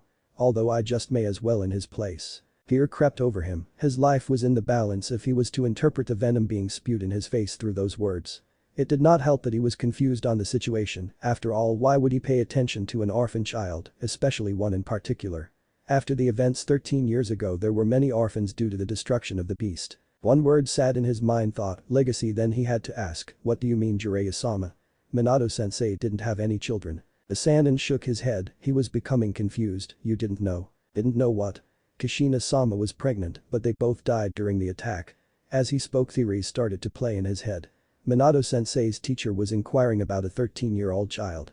The rage that he had shown was evident that he cared for the child a great deal, enough to beat him to a bloody pulp, if not kill him altogether, if his threats were anything to go by. His sensei and wife were expecting a child, but all three had died during the attack according to the reports. "You don't mean? Even being his student you did not know?" Jiraiya said, a little skeptical, even as he released Kakashi, who just slumped to the ground due to pain and weakness from his onslaught. "Then I suppose you should get up to speed and fast," he said as he reached into his jacket. From the look on Kakashi's face, he assumed that the younger man thought he was going to draw a weapon. There was a bit of relaxation on his face as he withdrew a folder with copies of the reports on Naruto's file, along with the current events. With a flick of the wrist he threw the folder and it landed on Kakashi's chest. Quickly he bit his thumb, drawing a small amount of blood as he sped through several hand signs, resulting him in slamming his hand onto the ground to summon a bright green toad, who strangely wore lipstick and sported long eyelashes. "Take him to the hospital, he has some research to do," he gave the order. The toad only nodded, not wanting to question its summoner in such a foul mood. Quickly it wrapped Kakashi in its tongue and took off toward the hospital. It had only been 10 minutes since the dazed Jounin had been rudely dropped off at the entrance to the hospital after the physical beating he had 10 from the Sannin, and he was not in a good mood. He was quickly taken to a room while he waited on a doctor to treat his injuries, and while doing so was reading the file that Jiraiya had thrown at him. After the shock of the first few pages, it went downhill from there. Disgust and rage now made its home within his soul, only adding dark decoration to its new home with each page turn and new report. Anyone that had experience with Kakashi knew he was a battle-hardened veteran, serving in the Third Shinobi War before joining the Anbu forces, but the atrocities committed against this child would have never even been considered when they were torturing enemies for valuable information. Several of the photos and reports had caused him to turn several shades of green, and if it wasn't for the broken ribs causing him such pain when his stomach clenched in an attempt to relieve its contents orally, the floor would need a great deal of cleaning. The worst realization was that this was all done to his now deceased sensei's only son, the one who he thought had died during the attack. Finally he reached the last report, dated only a few days ago. He blanched at the descriptions of the scene until he got to Yamanaka-san's report. Reading the testimony of the mind walk thoroughly, his body pushed the pain in his chest aside and opted to go through with losing the contents that resided in his stomach anyway. Quickly pulling the mask down as to not choke, he allowed the digested food to splash onto the floor. After the sound of a few cracking ribs that accompanied the heaves that he was attempting to suppress, Kakashi wiped the dribble from his mouth with the back of his hand. He now understood why Jiraiya was irate and ready to kill. To be honest with himself, he was feeling right up there with the Sannin. Betrayal and hatred filled him at the end of the docket he just finished, and not surprisingly, he felt self-loathing for failing to be there when the closest person to his sensei was in the village under his nose, being tormented, and he couldn't do anything about it. With his breathing under control, he replaced his mask and steeled himself for events that were to come. "Nurse!" he yelled out, assuring that everyone on the floor had heard him, and a nurse was soon to enter. No more than a few seconds passed before the door flew open and a slender woman entered the room with an irritated look on her face. "Would you keep your voice down? There are other patients in this hospital, I will have you know," she said as she came to a halt in front of him. She then started to adjust her skirt that had risen up to her mid-thigh, likely from running, before she addressed him again. "Now what is it that you need that makes you think that you should conduct yourself in such a manner?" Ignoring everything she said, Kakashi growled out, "Get a doctor in here now. There are other patients too that need attention." So she started. Quickly he reached out and grabbed her by her blouse, pulling her closer to him. He concentrated and pushed chakra into his arm that was holding her, while he reached across with the other to roll up the sleeve. Instantly the woman saw the seal markings on his arm that designated him as a member of the Anbu forces. "I said now," which was like an hour ago, he stated in a manner that made no matter what he said it was the truth and it would be done. When she nodded quickly, he let her go and she quickly left the room in fear. It didn't take long for a portly man to walk through the door. He was holding on to a clipboard while reading the contents, seeming to ignore everything else around him. As he approached Kakashi, there was a loud crash as he slipped on the regurgitated contents that had splashed onto the floor. With a heavy sigh, Kakashi knew this was going to take longer than he would like. An hour later, it was another hour before he would find himself at his destination, and the time needed to heal his injuries did nothing to quell his rage. Now he found himself at the door to the Hokage, his mind a jumble of everything he learned in the file that he had been given. The past and present were swirling around within his head. The what-ifs and could-have-beens playing like a monotone instrument that had lost its one tune. With great trepidation he grabbed the handle and pushed the door inwards into uncertainty. The Hokage sat behind his desk, paperwork piling around him.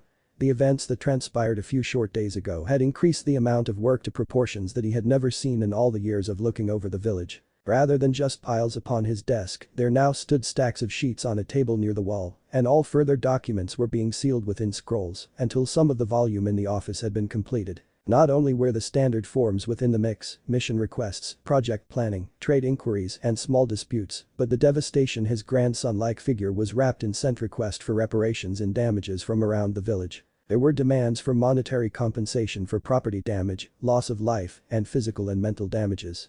The old man had committed Naruto's entire file to memory, and those that treated the boy badly at any time in his young life was promptly denied. Of course they would complain to the council, but after his student's display, the topic of the blonde had become taboo and a subject they completely ignored. Hiruzen was actually surprised when his door opened, as most people feared to interrupt him for anything lately, not wanting to incite the wrath of the Kami no Shinobi. Even though his guest had half their face covered from a mask and an eye covered by his forehead protector, there was no fear or trepidation within the one visible eye. As an aged shinobi, he could see mirth and anger pour off the silver-haired man.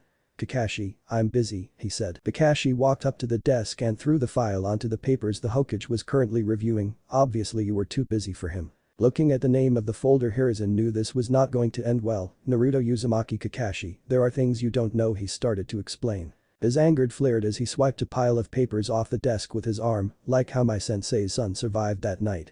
Maybe it was the fact that I was lied to while he was being beaten by the villagers. Lied to, might I add, by you. There was nothing you could have done," Hiruzen interrupted. "I obviously could have done more than you. I could have taken him in, cared for him, taught him," Kakashi yelled. The old man sighed. "You would not have had the time while in Anbu. I would have resigned. Rejoined the Jounin forces and taken normal missions. Hell, I would have chased that damn cat for the rest of my days, as long as he didn't have to suffer anything like this," he said with tears evident in his eye. "It is a moot point. I wouldn't have accepted your resignation. You were needed in Anbu," he stated. Kakashi growled deep within his throat. "You wouldn't have had a choice. You listen to me, Shinobi Haddock. I am the Hokage of this village, and as a shinobi you are under my command," he returned with a hard edge to his voice. "Then I quit," Kakashi returned. "Request denied. Now return to your duties," the Hokage said. There are no duties to do unless I'm in the village to do them, Kakashi threatened. Hirazen's eyes widened at the implications. If you leave without authorization, you will be labeled a missing nin of the village. Kakashi reached up to his forehead and peeled its protector from its position. When removed from his left eye you could clearly see the scarred eye was closed. That isn't a problem if you are not associated with a village. He then threw the fabric-wrapped metal plate onto the desk and started to walk away. You cannot leave. You are to start training the last Uchiha, the old man called to his back. As Kakashi reached the door he turned, then I hope you should find someone more loyal to the village than you have been. As of right now I don't see too many people loyal to anyone but themselves. He then walked through the door and didn't look back. The continued journey. The last few days had been nothing but a dream to a young dark-haired girl. She had been living her near every wish as her and her traveling companion prepared for the next leg of their trip. They had been doted on by the staff of the resort they were staying in, tended to by tailors for new clothing, prepared exquisite meals were delivered to their room while they talked about their pasts, trying to avoid the painful memories. Guessing what their future held as they pushed forward. Naruto had even tried to explain what his driving motive for traveling in this direction was, although she was apprehensive, she would trust him and follow him as long as they were together. Even when she woke in the mornings she was always happier than the day before. After the first night of trying to sleep in separate beds she had succumbed to nightmares yet again. Naruto had crawled into her bed and held her close to him trying to comfort her, pushing away the horrible memory. For the 2 remaining nights he had simply crawled into bed with her, allowing her to lay her head upon his chest while she drifted off to sleep, mesmerized by the hypnotic sounds of his beating heart. Being raised in the Hyuga clan she was instilled with habits normally associated with those of higher society. One of those being the natural ability to wake in the early morning to start the day, as to not waste precious time, which could be more constructive by handling clan matters. Her body knew that the sun was beginning to crest the horizon as her senses started to awaken. Even though she knew they needed to leave today, and soon, she did not want to leave the comfort of the bed she was laying in. Her body felt warm as if it was wrapped in the rays of the sun, comforting her. As she started to become more aware of her surroundings she could feel a weight on her right side and knew that it was Naruto next to her. She grew agitated as she felt tightness in her chest, especially her left breast, knowing that soon she would have changed bra sizes as her body was quickly developing. Without realizing it a moan escaped her mouth, bringing her back from the land of dreams. It was then that she realized her body was moving on its own without her knowledge, more specifically her hips. What surprised her most was the feeling of pure delight that she was receiving from the action, causing the junction of her legs to rub against something. Hinata's eyes shot open as she felt wetness between her legs, causing her alarm and increased panic. Her body finally coming back under her control, she quickly scanned the area to assess the situation. Her breath quickly came back under control as she noticed she was still in the same room and in the same bed. If the blonde mop of hair that rested on her chest between her right breast and shoulder was anything to go by then that was Naruto, still sleeping as the world continued to turn. She blushed at him being so close to her, but it was a warm feeling. Looking down she could see that her shirt was raised slightly and she reddened deeper as she found the reason why her breast felt tight. Through the night she had rolled onto her back and her blonde crush had followed her. His right half was lying on top of hers and his hand had snaked under her shirt and had a firm grip on her left breast. She tried to move in an attempt to dislodge it, in an attempt to avoid embarrassment later if he was to awaken. Her being embarrassed was enough. Doing so though only caused his hand to move and tighten slightly in a massaging fashion. This elicited a high-pitched moan to escape her lips at the sudden sensation. Her body betrayed her will once more at the feeling causing her back to arch, resulting in another feeling of her nether region rubbing onto something once more. Through sheer willpower she stilled and made an attempt to lower her heart rate and she tried to look further down her body. Much to her surprise Naruto had thrown his right leg over her to lay between hers and his upper thigh was pressed against the area where her inner thighs met. The sensations she was feeling were new and raw. Almost primordial in nature, and it caused her body to ache wanting more. Subconsciously she wanted another test and she allowed her body to move slightly once more, paying deeper attention to the way her body felt. The same pleasure swept through her once more, but this time she noticed something different. There was a stiffness pressed against her right leg and it was quite bothersome. Trying to identify it and possibly move it from where it pressed against her right thigh she moved once more, only to receive a moan from the boy laying half on top of her. Then it hit her, and the origin of the object pressed against her. But the never scarlet face blackness encroached upon her vision as her brain started to shut down, much to her appreciation as she wished she had woken up a little later. The journey continued. Her breath was turning ragged and labored as she quickly made her way down the trail that led through the cliffs. Body racked in pain as the oxygen in her system was quickly being depleted, or was it the blood flow that was quickly leaving her system? Hinata did not have time to contemplate anything other than running, and in all truth she was being propelled by fear and desperation. The only thing the girl could hear was the sound of her heartbeat as it drowned out everything else around here. Even her own footsteps hitting the hardened dirt of the path were non-existent in her mind. If she would have time to ponder her current situation, she would be in deep wonder how she had come to be in such a scenario. 10 minutes earlier, it had been 5 days since they left the comfy confines of the resort they were staying at. After only just a few hours of traveling they had encountered a caravan that happened to be traveling in the direction that they were going. Thinking quickly they looked for the leader of the caravan, much to Naruto's resistance. Hinata had convinced him that traveling within a group would offer a greater amount of protection than if they were on the road alone. Once they had located the leader, a stern old man with a weathered face likely carved from years of a hard life of living on the road, first turned them away.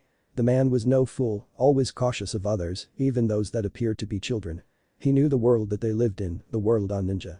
As such, even children were trained in the arts of killing for their respective villages. To invite new people into the small group without prior knowledge of who they were was risky, even more so when they were on the open road. Surprisingly, it was not Hinata that was the one to convince the man to allow them to accompany the group of wagons, but her blonde traveling companion.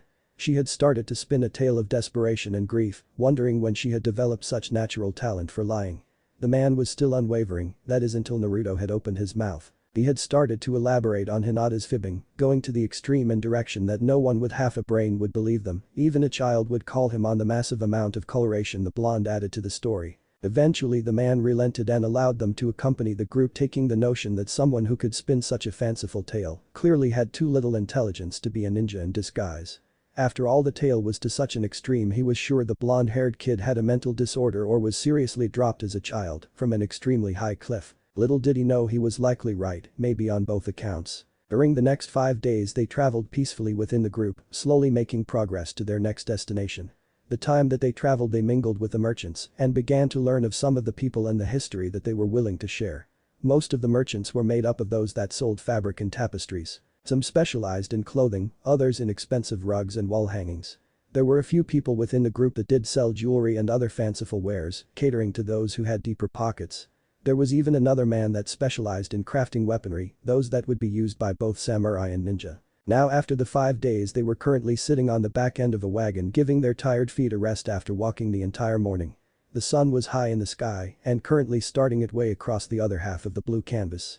Naruto and Hinata were currently in a state of relaxation as they left the rocking of their transport take them away in comfortable silence. They were quickly drawn out of their individual thoughts as the wagon came to a sudden stop and the air was pierced from a high-pitched shriek. The two turned their heads to the front of the caravan with enough time to see the kunai that was embedded into the head of the caravan leader.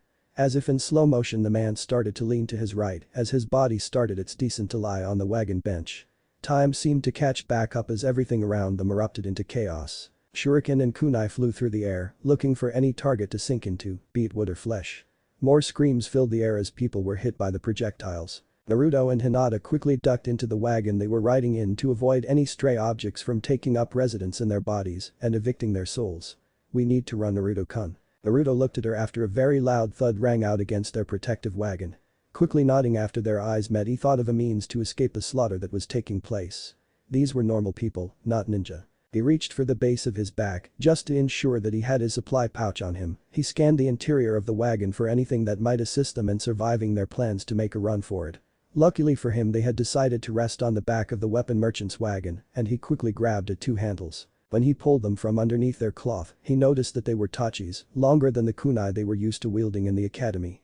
Quickly he handed one to Hinata and said, "On my mark, we run." There was another volley of thuds that impacted the side of the wagon. An explosion rang out near the front of the caravan, denoting that the attackers decided to up the ante and started to use explosive tags to crush any resistance. 3, run, he shouted, and both slipped off the back of the wagon and made a break for the rocky forest, trying to evade from stray projectiles or view from any pursuers. Luck would not be on their side as a man spotted 2 small bodies making a dash for sparse trees. "Jito," he yelled out. "Looks like 2 kids are making a break for it." Looking at his subordinate, the supposed man in charge sneered and called back to the spotter. "Take 3 men and run them down. We could get a good price for children on the open market. Maybe even more if they are girls and untouched." Motioning for 3 men that were nearby, who were rummaging through an already abandoned wagon, he set off to chase down the preteen ninjas in training.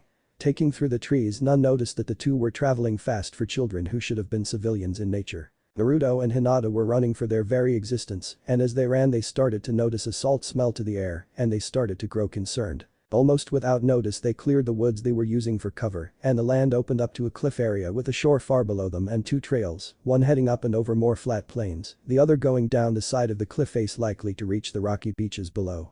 "Naruto, what are we going to do? We can't hide out here," Hinata panted out. Without warning the air was pierced by the sound of a whistle. Spinning on instinct and drawing the sword from its sheath, he knocked the kunai out of the air less than 2 feet from him. Following the projectile 4 men landed in front of the two, while the young blonde took up a defensive position. "We have to run, Naruto," Hinata pleaded. The men took notice of the girl who spoke and eyed her from her fear-filled eyes to her shaking ankles. "Look, Sato, pale eyes. That means she is a Hyuga, right?" The leader of the small squad leered at her, and if one was capable of reading his body language, they would notice 2 distinct emotions run through him.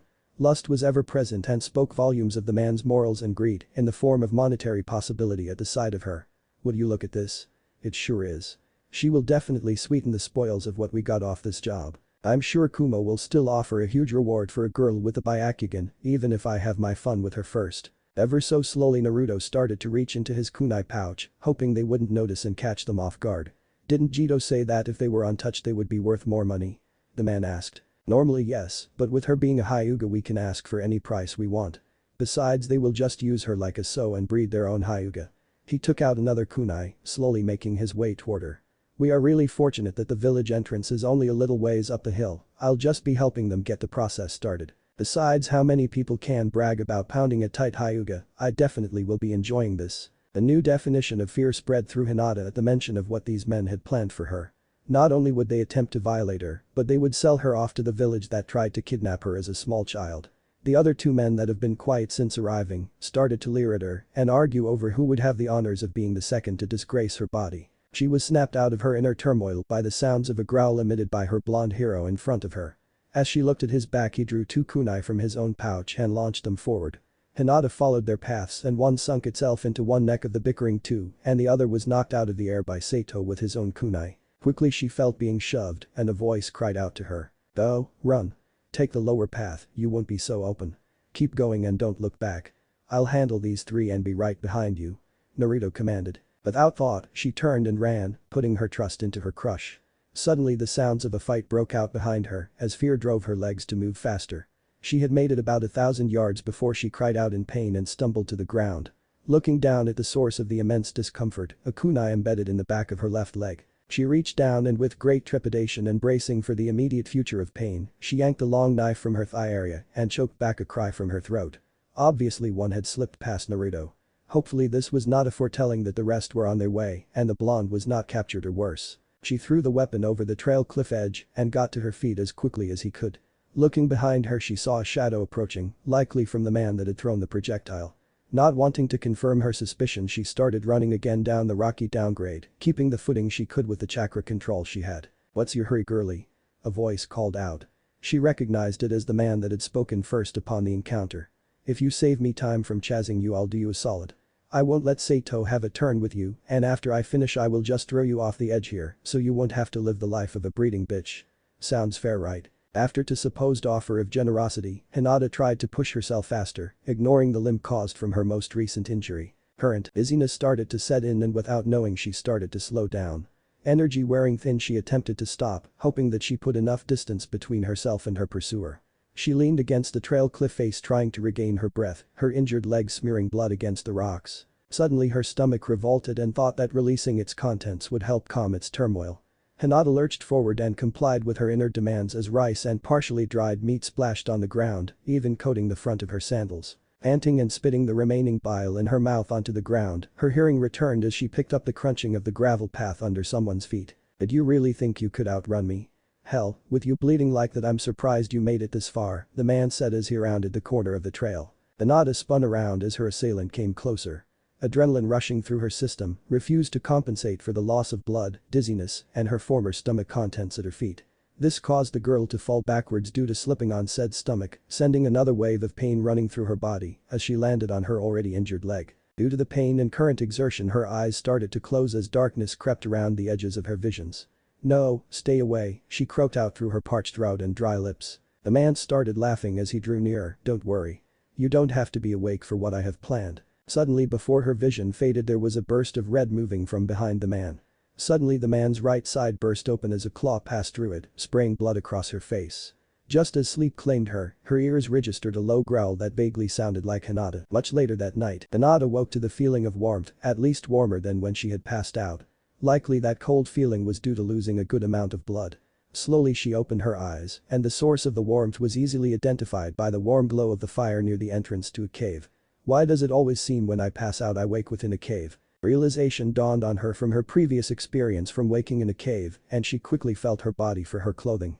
Much to her relief upon first inspection she still had her top on. As she ran her hands down lower her reassurance was not held intact due to the fact that she was missing her pants. Dread settled in her stomach as the memory of the last thing her attacker spoke of. Funny thing was that she didn't feel as sore as she thought she would after being violated. Tears started brimming in her eyes at the thought of what must have happened. She was captured and raped at the hands of possibly several vile men. If this case were likely true then her blonde companion was likely dead. Deep inside her she started to feel the pangs of guilt, a lot of good all that training had done me. I wasn't able to do anything. I wasn't able to protect the person most precious to me. She started to weep at her loss, so much so that she didn't notice the form of a person walk through the entrance of the cave. As she drowned in her sorrow she also failed to hear the voice to call out to her. Hinata-chan. The voice steadily became louder until she could hear it over her sobs. Slowly looking up with tears in her eyes, she spotted someone with blonde hair nearing her. Hinata-chan. Naruto-kun. She cried out as she leapt into the air and threw herself at him. The blanket that was covering her all forgotten, wrapping her arms around him trying to pull him as tight as humanly possible. Without realizing what she was doing she was nuzzling her nose into the crevice of his neck and inhaling deeply, trying to take in as much of his scent as she could, just to reaffirm herself that he was alive. With his exhilaration at the sight of his pale-eyed beauty being awake and seemingly in enough health to attempt to squeeze the air out of him, he wrapped his arms around her in an attempt to comfort himself more than her. After what seemed like minutes of the embrace he started to feel an arousal take a hold of his body as a reaction to the closeness of her and a few tidbits of things that were recently forgotten in light of the fact that each other had survived their ordeal and closeness with death. They came spiraling back to him bit by bit as the piece of freshly cleaned discarded clothing he dropped next to him when he was tackled. If the growing young woman next to him would have noticed his face, she might have thought he was suffering from an aneurysm with the amount of blood that was escaping from his nasal cavity. He had removed her pants while she was unconscious to dress her wound that had been bleeding badly and clean and dry her pants. He had just finished doing that when he re-entered the cave. Now here he was holding a girl that he was becoming quickly attracted to, not that he would admit it openly, but his actions proved otherwise.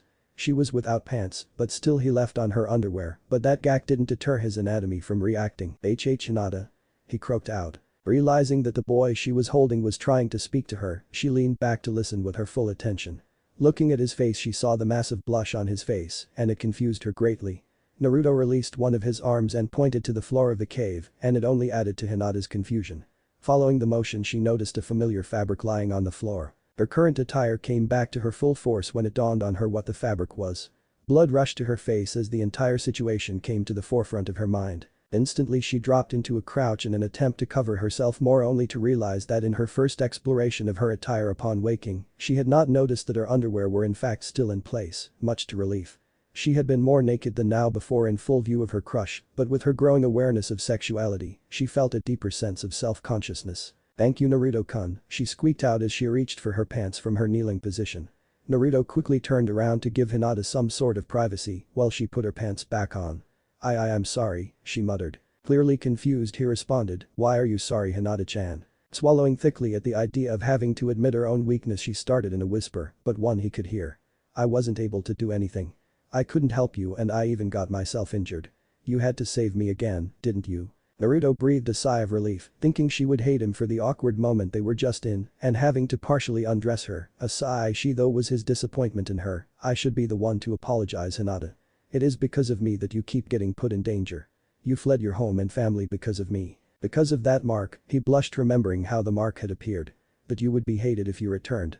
Now we are out here all alone, by ourselves, and I don't even fully understand where we are going. I would do it all again," she whispered thinking he wouldn't hear. "But why?" he asked. Startled that he heard she spoke a little louder. "I may be young and don't have much experience in life, but the feeling that I have when I am with you I believe is love Naruto-kun." She quickly turned her back to him, fearing his rejection. Naruto stood there, she had confessed her feelings for him previously, but not so openly. He thought it was just an in-the-moment kind of thing. Being inexperienced himself with life and emotions he didn't not fully understand his feelings for her entirely. There were a few things he did know, and that being that when he was near her he felt warm all over. He felt safe, strong, needed, and he had to admit when he was away from her a sense of dread would wash over him. Taking his silence as a sign of rejection, "I'm sorry. I shouldn't have spoken of such things. I was just my girlish fantasies taking a hold of me. Forget I." She was cut off by a pair of arms wrapping themselves around her from behind. Her breath caught in her throat as his left arm wrapped around her midsection and his right arm over her right shoulder. Her body shivered at the contact then relaxed into his warmth. He rested his chin on her right shoulder. "I don't know much about love, but I know I always want you to be with me." He inhaled deeply. "You're not weak, Hinata, and certainly not a burden. I don't think I could have made it this far without you. As long as you're willing to be with me we will push forward. We will become stronger together, train hard together, so something like what happened today doesn't happen again." She turned around in his arms to look at him in the face with a genuine smile. She peered into his eyes and nearly lost herself to his embrace. Smiling happy at his partial confession and his promise for the future, she nodded. "I would like that, Naruto-kun." He pulled her in for a tighter embrace, never really being hugged as a child. He was addicted to the warmth a caring person in your arms could offer. As comforting as it was he slowly released her. "There is still some night left and we are at the bottom of the cliffs. They shouldn't be able to find us down here, at least until tomorrow. We should get some sleep and head for the eastern peninsula beach at first light." Hinata smiled at him, happy that he still wanted to be with her. She nodded, "All right." They began to settle down for the night, content washed over them in each other's company and in the possibilities for the future. Even though the unknown was just a few hours away and would be marked with a rising sun, they both mentally took solace that they would be together to face it. A pilgrimage. Looking to the eastern seas from the beaches of Nami, no Kuni, a lone man stood. His single eye scanning the horizon with disbelief of what lay behind him. It was not his problem to solve, not anymore. The village he had just passed through had been in serious disarray.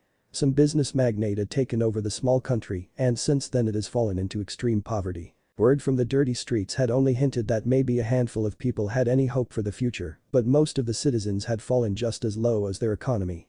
A lot of the younger men now resorting to the employ of the tycoon to survive, committing crimes against the past friends, even some would commit murder. Those that were left to themselves were often left with very little to survive themselves and resorted to prostitution or selling their children in an attempt to help their families or remove their legacies from the current environments. The desperation was palpable. Even with the deplorable conditions it was not his place to interfere, a man who turned his back on his home. It was a cruel joke, a home, one that would lie and leave a child to defend themselves from some of the atrocities that he had witnessed just behind him. The events he just heard of only filled him with more despair for the world that he was living in. He resigned his fate to the winds and would allow it to take him where it may, and currently it wanted to take him across the sea to a place he had only been to once before. It wasn't the safest place to be, but it was far safer than just traveling the lands of the elemental nations.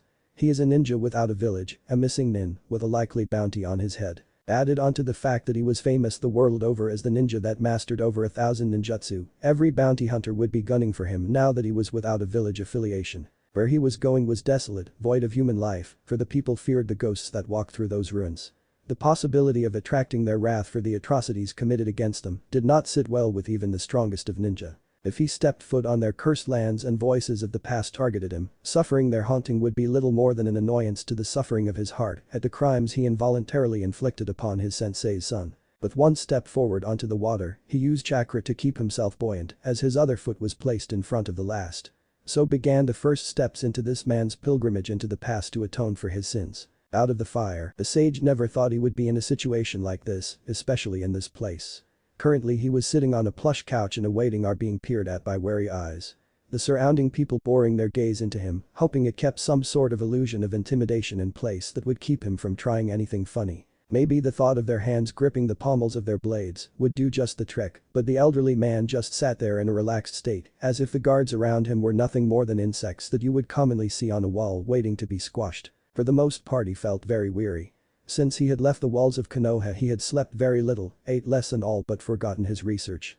He actually felt thinner, not in a way that would denote training for those results, but as if age has finally wrapped his bony hands around him and started draining the life from his tired bones. Suddenly the door across from him opened up and a woman walked and bowed before him. "The Tsuchikage will see you, no Jiraiya-san." Normally in the past he would have leered at the woman and even asked her out for a drink in the hopes of seeing her bare breasts if he could get her alone, or maybe more if he played his cards right. But he was not the same person he was a few days ago. He stood in the Iwa Anbu quickly went into a crouch, gripping their weapons tighter, ready to strike at a moment's notice. The sage paid the no mind and nodded as he made his way to the door, his entourage not leaving him for a moment. The woman turned from him in a bit of a shock with a scowl on her face. She had heard of the exploits of the Toad Sage, his perversion from his famous series. He was rarely seen in any region guarded by Iwa, but his reputation preceded him. She had purposely draped her top just a little more than normal, so it would hang, giving him a better view of her assets in an attempt to get noticed. But there was no indication that he had even seen her. Secretly she was hoping he would use her as an inspiration for some of his writing, like a muse. Jiraiya walked into the room and sat in the chair across from the short old man, foregoing the pleasantries normally presented to the elder man. The slighting was apparent as the man scowled. "Is this really necessary, Inoki?" he asked. The old man grunted in response. "You have not set foot in this country since the war, least of all to make pleasantries. What makes you think I would let my guard down while you appear now, seeking a favor you have yet to elaborate on?" "The favor is personal in nature," his response came. Inoki raised an eyebrow in return. "If it makes you feel any better, I give you my word as not only the great Toad Sage, but also on the grave of my former student Minato Namikaze, that I mean no harm to you or your village." There was an audible growl from one of the Anbu at the mention of the deceased Hokage. Inoki paused as he mulled over what was said. A quick nod to his protectors and most straightened, freeing their hands from their weapons. "But sir, what about the attacks from the Leaf on our village?" One Anbu stated, not trusting his Kage's decision. "Attacks that took place nearly 15 years ago during the war. The war is over, although the tensions are still high, we are somewhat at peace. You will do as I command and leave us be," the bulbous-nosed man returned. The man turned his back and gave a nod to the others before they all vanished. "I need not remind you, Jiraiya, that you walk a fine line just being here. I may have granted you an exclusive audience with me, but do not take this as a friendly meeting. I need some information. I don't expect any help, but maybe you might be able to point me in the right direction," the sage stated. "You expect me to believe that with your vast spy network that we still can't find traces of, needs to come see me for information," he huffed in disbelief. "I'm looking for someone," Jiraiya said despondently. With great trepidation he reached into his vest and visibly saw Inoki tense. Removing a photo, he placed it on the desk and slid toward the leader. Inoki looked at the photo briefly before responding. "Try the graveyard in Konoha, I heard he is buried there," he said with a chuckle. "Why would you show me childhood photos of the man that nearly wiped out my armies? It is not Minato, Inoki," he said with a hint of amusement. Inoki picked up the photo. "Sure it is. I would recognize that blonde hair, blue eyes, and those whisker marks." Confusion set in. What is the meaning of this? But the great Sai Jiraiya steadied himself for the response. "It is his son." Was the only response, much to Jiraiya's surprise. Inoki, noticing this, continued, "What? Did you expect me to be outraged? Or maybe to send massive military forces and assassination squads into Konoha to capture or kill his progeny?" The silence was the only answer he needed. He chuckled. "Despite what you may have thought, I am an honorable man. As much as I hate to admit it, so was Namikaze-san. Yes, he killed hundreds of my shinobi, but we were at war. Lives were lost, families destroyed, and despite my distaste at the outcome, it was because of his brilliance and tenacity that forced us back." Inoki paused to take a breath and reflect upon the past. "I will be the first to admit there still is some animosity with some of the older generations for what has been done in the past, more precisely against your former Hokage, but you don't get to be our ages in a shinobi world by clinging to such hatreds. It is also not a surprise that he had a child. There are still recon photos from the field during the war that women keep and fantasize over." Jiraiya smiled at that, the first that he had done in over a week. Talking about his prized student in such high regard, especially with a former enemy, brought some nostalgia. "We were under that impression, yes," he said. "About possible assassination attempts, not the photo circulations of course," he chuckled. Looking at the photo a little closer, the whisker marks came back to mind and the old man smiled near a sneer. "I take it he is the Jinchuriki as well?" Jiraiya's mouth was hanging open from the supposed question. "Come now, O great Toad Sage. You are not the only one with a spy network. We knew the Kushina was the vessel for the Kyuubi and that there was a romance between the two during the war. After the war ended, we were too busy rebuilding and reports from inside Konoha began to dwindle and nothing was ever mentioned of their marriage or about being with child. We did know that with her death and the attack of the Kyuubi that another vessel was needed, but by that time our sources within your village dwindled or defected and we couldn't gain any information on the new host." Inoki no smiled at the sage. "My real question though is, how does the self-proclaimed strongest of the hidden villages lose their Jinchuriki?" Shame spread across the Jiraiya's face as he was going to have to retell his godson's past if he was to keep moving forward to finding him. "I suppose since you have already put two and two together there is no harm in showing you this." Jiraiya reached into his vest again and this time withdrew a file folder and placed it upon the desk. Inoki picked up the file and began to skim its pages. Suddenly the earth shook with a short man's rage. A shout that erupted from him carried across the village and into the mountains and shores of the surrounding lands when he read that file. Mistakes of the past. As the shriek pierced the air from the short leader, the door burst open to the office and men rushed in with their weapons drawn. Quickly, with practice training, the elite group of operatives circled the Toad Sage while he sat in his chair. The cries of rage started to die as the Tsuchikage attempted to bring his fury under control. Inoki-sama, what happened? Taking deep ragged breaths, he waited until he could come down from his adrenaline-induced outburst before he trusted his voice. "Leave my office now and do not return until I call you personally," he growled at his guard. Waiting until they vacated the room once more, he glanced at the sage, clearly seeing shame in his eyes. "Everything. I want to know everything. I wouldn't know where to begin," he croaked out. His beady eyes narrowed. "Try from the beginning."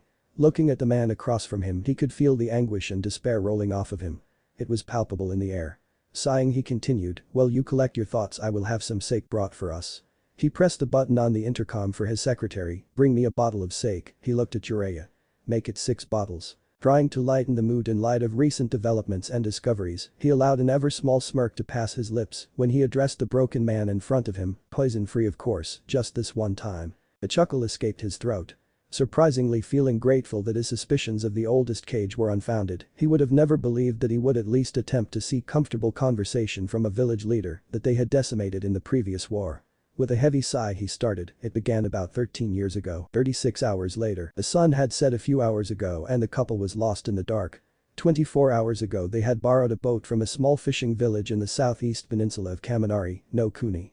They regretted doing so, but the vocalized pull within his mind deemed that it needed to be done for them to be safe. Now at sea, the voice that has been guiding the blonde had pointed them in a single direction and told him to row. 12 hours later they are in the dark as the water beats the side of their small boat, tossing them from side to side. Nausea had already set in and evacuated their stomachs thoroughly. In the center of the vessel they sat holding onto each other for all their life's worth, praying to whatever deity that would listen to their pleas. Their clothes were drenched from the waves that were washing above the side as the boat tossed. Every few minutes they would have to separate from each other's warmth just to bail the collection of life-threatening liquid, only to have it return moments later. "Naruto-kun, we can't keep this up the whole night," Hinata cried, trying to be heard over the howls of the wind. The blonde pulled her tighter, trying to comfort her only to have more salt water wash up and over them. Feeling his own desperation and the direness of the situation, "You won't have to, Hinata-chan." She would breathe a sigh of relief at his declaration if her teeth were not chattering so fiercely. Finally realizing what he had said and the implications that it meant, worry crossed her face. "No, Naruto-kun, you can't do it by yourself either." She shook her head. "I will help as well." Without her realizing what he was doing, Naruto removed her jacket. Reaching into his pack, he pulled out a travel cloak and wrapped her up in it, then just as quickly removed a waterproof poncho and threw that over the top of her to try to keep her as dry and warm as possible. "We will take turns," he stated. Picking up the bait bucket that was in the boat, he began to remove the water once again while Hinata tried to get warm. "Just try to relax and get some rest if possible. I will wake you later so you can help again." As she looked at him, he smiled, trying to be as reassuring as possible. At least it couldn't be any worse. As if tempting the fates, he regretted his choice of words. As the left his mouth, a bolt of lightning arched across the sky, lighting the area as far as the eye could see. He quickly scanned the skies and to his utter dismay, there was nothing but an endless rolling clouds in the inky sky and crashing of waves around them. Immediately after the thunder sounded, a girlish shriek could be heard throughout the area. If it was not for the predicament that they were in, Hinata would have giggled at the blonde's expense. Starting to feel some semblance of warmth with the extra layers that a crush forced upon her, sleep was ebbing into her mind. Confident that her companion would wake her for her turn, or if something should arise that required extra help, he would. Slowly her eyelids started to droop, even as the waves jostled the boat, but sleep took a hold of her nonetheless. Graveyard Island, but the thud knees hit the soft sand of a beach that had not seen signs of human life in decades. Gasping breaths could be heard as the rest of the attached body rested on the sandy horizon. I had been a long time since he had made a journey like this. One that required the continuous use of his chakra, such as water. Walking across a vast expanse of sea was taxing too, even to most highly trained ninja. It was at this point he was particularly happy he excelled in basics. After a few minutes rest, his body finding the current position comfortable, though sand was getting into uncomfortable places, that he was jarred from his thoughts as the sound barrier was broken some distance away. Looking further east along the southern beach, Kakashi could see the formations of thunderclouds in the far-off distance. A dark sky was forming out over the water, as if a bad omen could be seen in its creation over the waters. The far-off storm lit up in the sky as he peered at the natural formations when lightning took shape, followed several seconds later by the impending shockwave. Wearily the cycloptic shinobi put his hands underneath himself and pushed himself off the ground. A storm was coming, and on these islands, it could spell disaster. A person of normal sanity would head toward the nearby village to take shelter. Even though no one lived on the island any longer, there were plenty of dwelling in the village that could be used for shelter from the elements. Kakashi started to trudge toward the surrounding forest, good thing he was smarter than the sanest person. The village that was in viewing was Yuzushiogakure, a village stemmed in mystery to this very day. If one did not know the history of the island or the inhabitants, they would likely become part of the gravely decor that had taken shape after the Second Shinobi World War in the ruins. Within the ruins lied the bleached bones, although mostly scattered, of the most famed clan of this land that made traversing the village a dangerous venture. The Uzumaki, the clan of his sensei's wife, and now the held name of his sensei's son rather than Namikaze, were the founders of this village. Still, throughout the elemental nations, they are famed for being the foremost experts in Fuinjutsu. By most it was nearly considered a keki genki. During the invasion of the island by multiple nations, the founders of the village had booby-trapped the island to thwart their enemy, and near the end of the invasion and the inevitable fall of the people, they also laid Fuinjutsu traps throughout the village to protect their secrets and prevent scavengers from attempting to attain their legacy. With his chakra exhaustion, it would be deadly for him to enter the village at this point. Although he had a major advantage from his gifted eye, using such to enter the village would put a greater strain on his already depleted reserves. For now he would settle for a quick shelter. Just long enough to keep him from the onslaught of the elements that may strike the island from the impending storm until he was rested enough to venture into the village for a more permanent residence. Hokage Tower. The wait was torture, in near amounts as the passage of time until he could fulfill his ambitions. After all, this was supposed to be a step to make those ambitions a reality. He had just finished a large and arduous journey to complete his first step in his goals, now he was waiting for the next on a bench outside of a large set of doors. Who the hell do they think they are? He questioned to no one in particular. Feeling slighted at the thought of being placed on a team, he could not help but to feel resentment for the bureaucratic process that has held up his progress. "You may see the Hokage now," the secretary stated to the only occupant within the hallway.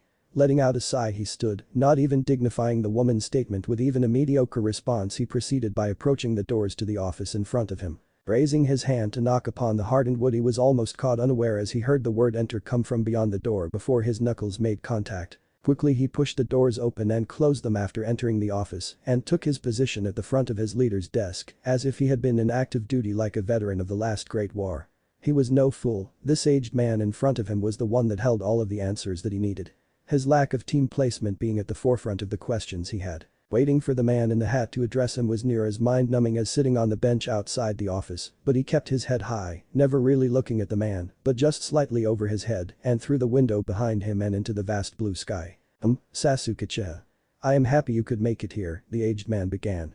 "I know I was supposed to meet you earlier, but I ask that you forgive me, I had some pressing matters to attend to. Now you are probably more curious by now as to why you have not been placed within a team." "Yes, Hokage-sama," he answered the question, finally looking the man in the eyes. When ocular contact was finally made, he wanted to shrink back at what he was seeing behind that desk. This was not his first visit to the Hokage, and since the last time he had seen the aging leader, he had appeared to put on an additional 10 years of his already shrinking lifespan. Hiruzen noticed the surprise within the young boy's eyes, knowing that his appearance must have been a startling sight.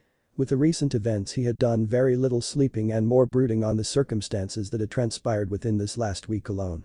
"You will have to accept my most sincere apologies, Sasuke. In light of recent information, there was no longer any other persons available to complete another team for your placement.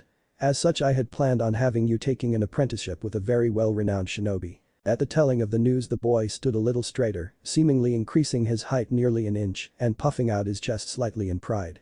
That was until the wordage finally processed in his mind that he realized the context in which the elder had used. "Pardon, Hokage-sama." Noticing the confusion in his voice, the Hokage quickly clarified. "Excuse me, my boy. I did not mean to word that so poorly. The plan remains the same, but the instructor I had in mind is currently indisposed at the moment and will not be available to take you under his wing. Instead, however, I have found a suitable replacement that should prove just as efficient." Releasing a held breath, he was happy to know that he was not going to be left to his own devices in his training regimen. His air of superiority had actually gained a little wind in their sails at the thought of having a personal trainer and sensei. This way his teacher would not have to divide his attention between 3 students and could focus on just him, allowing him to improve at a greater rate. After all, he was the last Uchiha, there should be a special focus on his capabilities to help better the village and his goals. Sasuke was quickly brought out of his musings when the man in front of him spoke again, "Enter." Hearing the door open, the boy turned his head slightly to see a man walk in behind him. At first glance there was nothing overly remarkable about him. He didn't look all that powerful and seemed stiff with the way he carried himself. The boy almost wanted to snort at what he saw, after all, who would wear sunglasses indoors, and what was up with the stupid bandana. In an almost robotic fashion the man stood next to the student and bowed slightly to his commander. "Sasuke, I would like to introduce you to your new personal sensei, Ibisu. Ibisu-san, I would like you to meet your newest student, Sasuke Uchiha." The man in question turned to Sasuke to get a measurement of him and frowned. "Sasuke, I am most pleased to meet you. From this moment forward you would only address me as sensei. You will only speak when asked to and must do everything I ask without question with the utmost due diligence. Do you understand?" He turned toward his new instructor and bowed, "Hi sensei." "Good.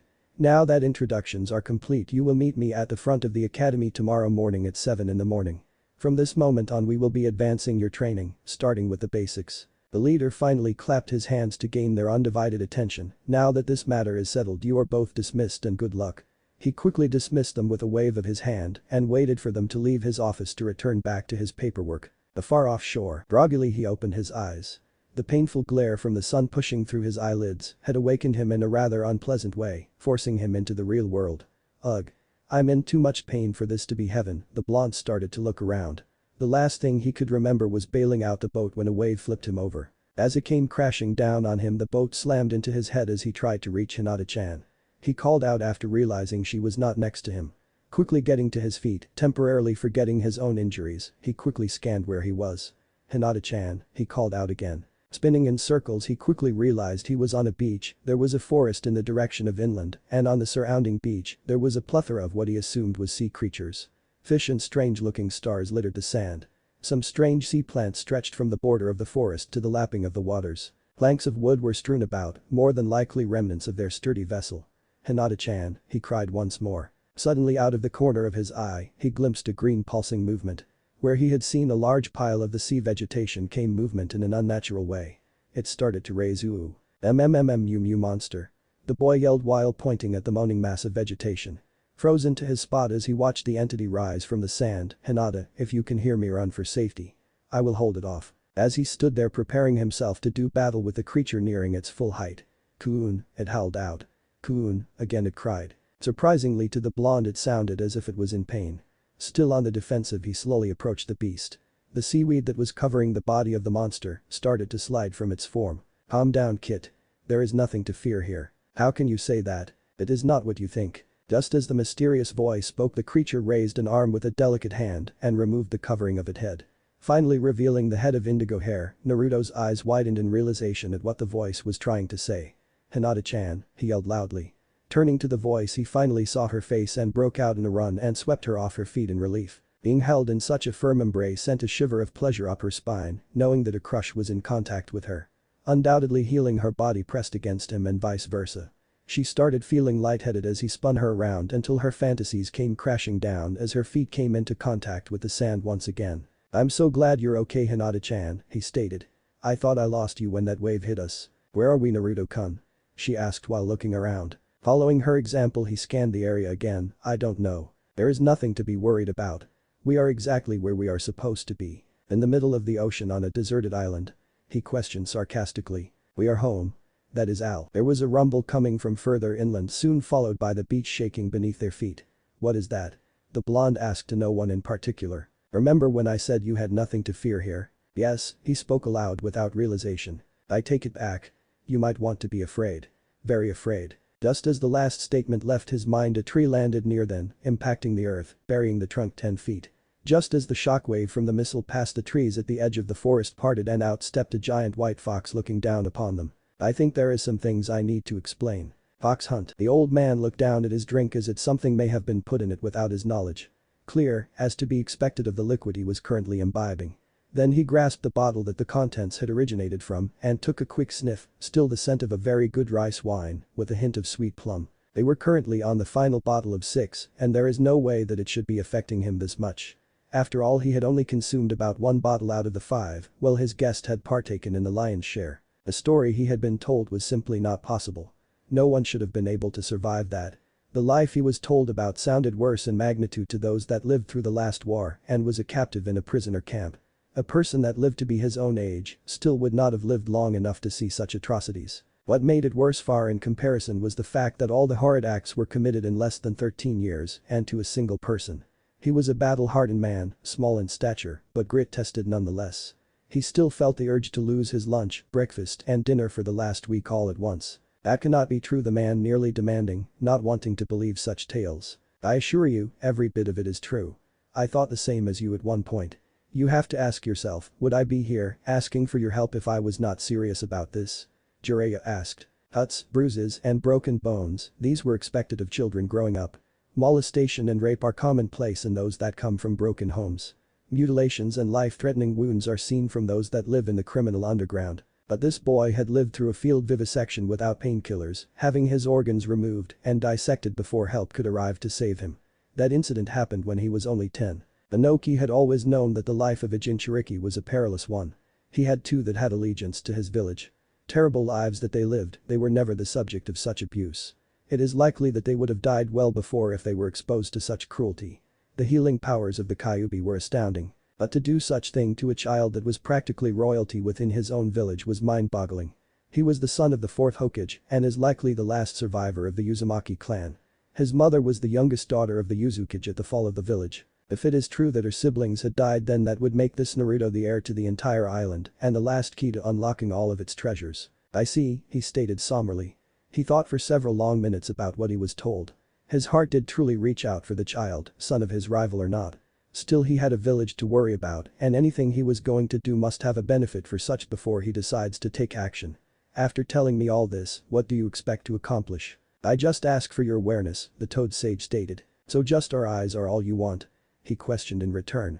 Nodding as an answer, then we would inform you of his last known location. I would be in your debt if you would do as much, Jiraiya responded. The old man hummed, thinking to himself. When he had an idea, he finally spoke up, and if we should say, find him and offer him asylum, housing, food, possibly a prominent position within the village. The sage knew the extent of the open-ended question. At this point he was unconcerned. Then please do. As long as you inform me of his whereabouts and he wants to be here, then I have no objection to his happiness. The elder of the two finally smiled. Then I will do what we can immediately. Word will be passed out immediately to all patrols and those on missions to be on the lookout for anyone who fits his description of that of his companion. Upon identification, we will not look to harm, but proceed to bring them to the village and treat them with the greatest hospitality. Thanks, old man, Jiraiya said, standing up and bowing to the man. Inoki grumbled at being called old, but let it pass. I will even let you stay the night here to rest up as a senior guest in my village before you set off tomorrow and search for your godson. You are too kind, and I would be delighted to take your kindness. Turning to the door after another bow to make his way to a hotel, he said his thanks again. One more thing, Jiraiya, if the Sannin, don't think about going to the hot springs during your stay here. Seeing the man halt in his track as if he was part of a freeze frame, he continued, my granddaughter frequents them and I would really like to avoid a misunderstanding as to why she melted a living legend such as you. Gulping loudly, the sage nodded and proceeded out the door. Are you sure this is okay, sir? A man asked as he came out of the shadows. It is a gamble if we find the boy or not. But the Sannin is not a threat to us at this point. He is more concerned with finding his godson than he is about playing politics or super spy. He should be able to mind his P's and Q's. Inoki then thought about all the possibilities that could be opened if he should be able to find the child before anyone else. That would definitely tip the balance of power within the Great Five in his favor. The runaround, Kurenai was at a loss at this point in time. She had no idea how the team had passed the secondary test. It was a team made in disaster. Her front line was continually at odds with her support. Her long-range person was quiet and unobtrusive. She was hoping that Shino would help to balance out the personalities of the other two, but so far he had taken a back seat in that role. The two problem children in question had been at each other's throats since her introductions.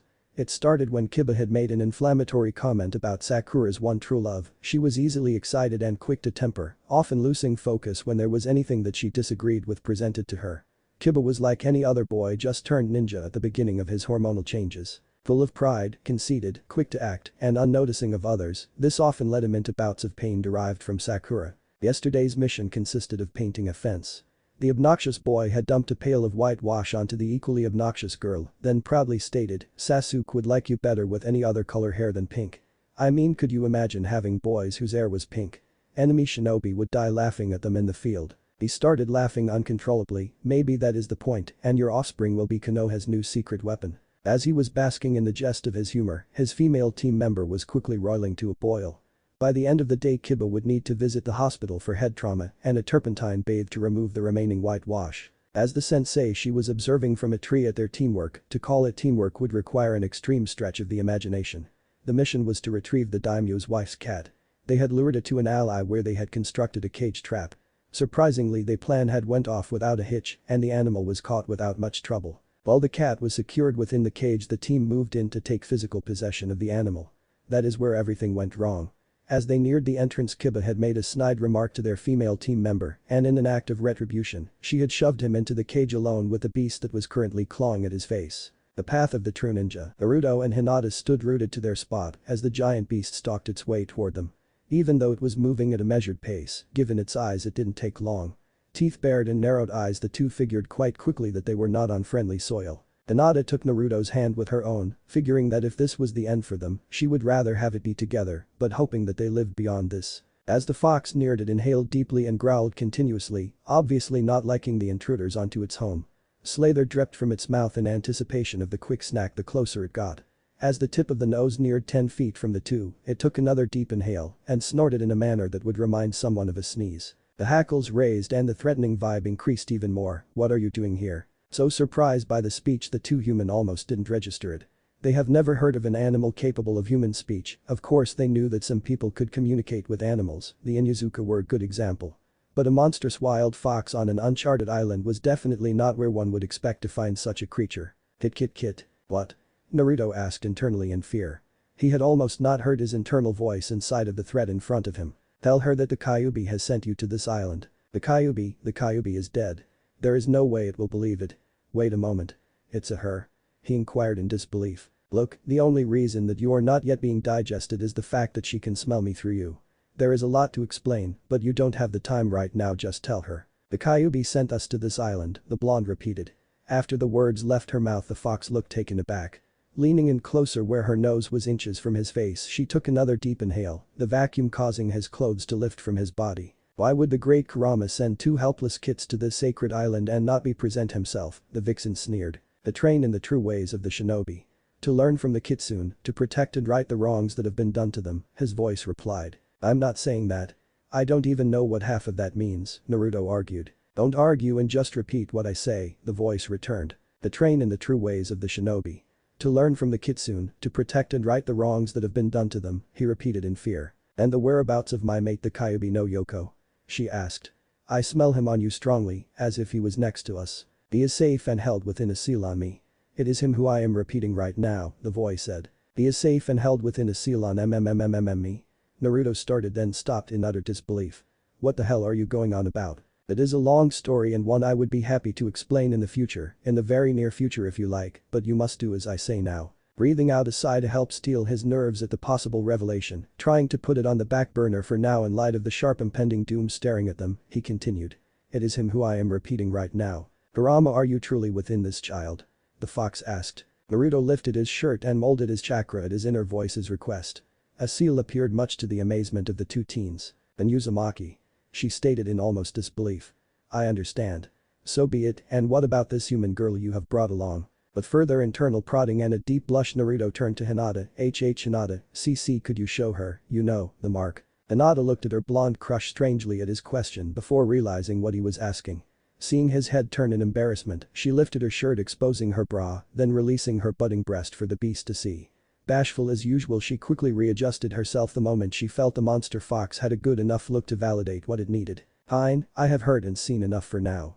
We will discuss this further back at the den. Follow me and remain quiet." With that said, the fox turned on its heels and made its way back through the thick forest. Still holding Hinata's hand, Naruto started to pull her along while trying to make sense of the situation, apparently with his inner demon. "What the hell is going on?" "It is a long walk and we have some time, so I will explain some before we reach the den. But I want you to know right now that while here you will be trained to be a true shinobi, your mate as well. I am doing this as a way to repay my debt to you for bringing me home. So prepare yourself to learn the truths neither of you were ever taught. What if Naruto is loved by Fox Clan? Thanks for watching my video till the end. If you enjoy this content, then do consider subscribing to my channel and leave a like if you guys need the next part, comment down, and thanks for watching the video and see you guys in the next video.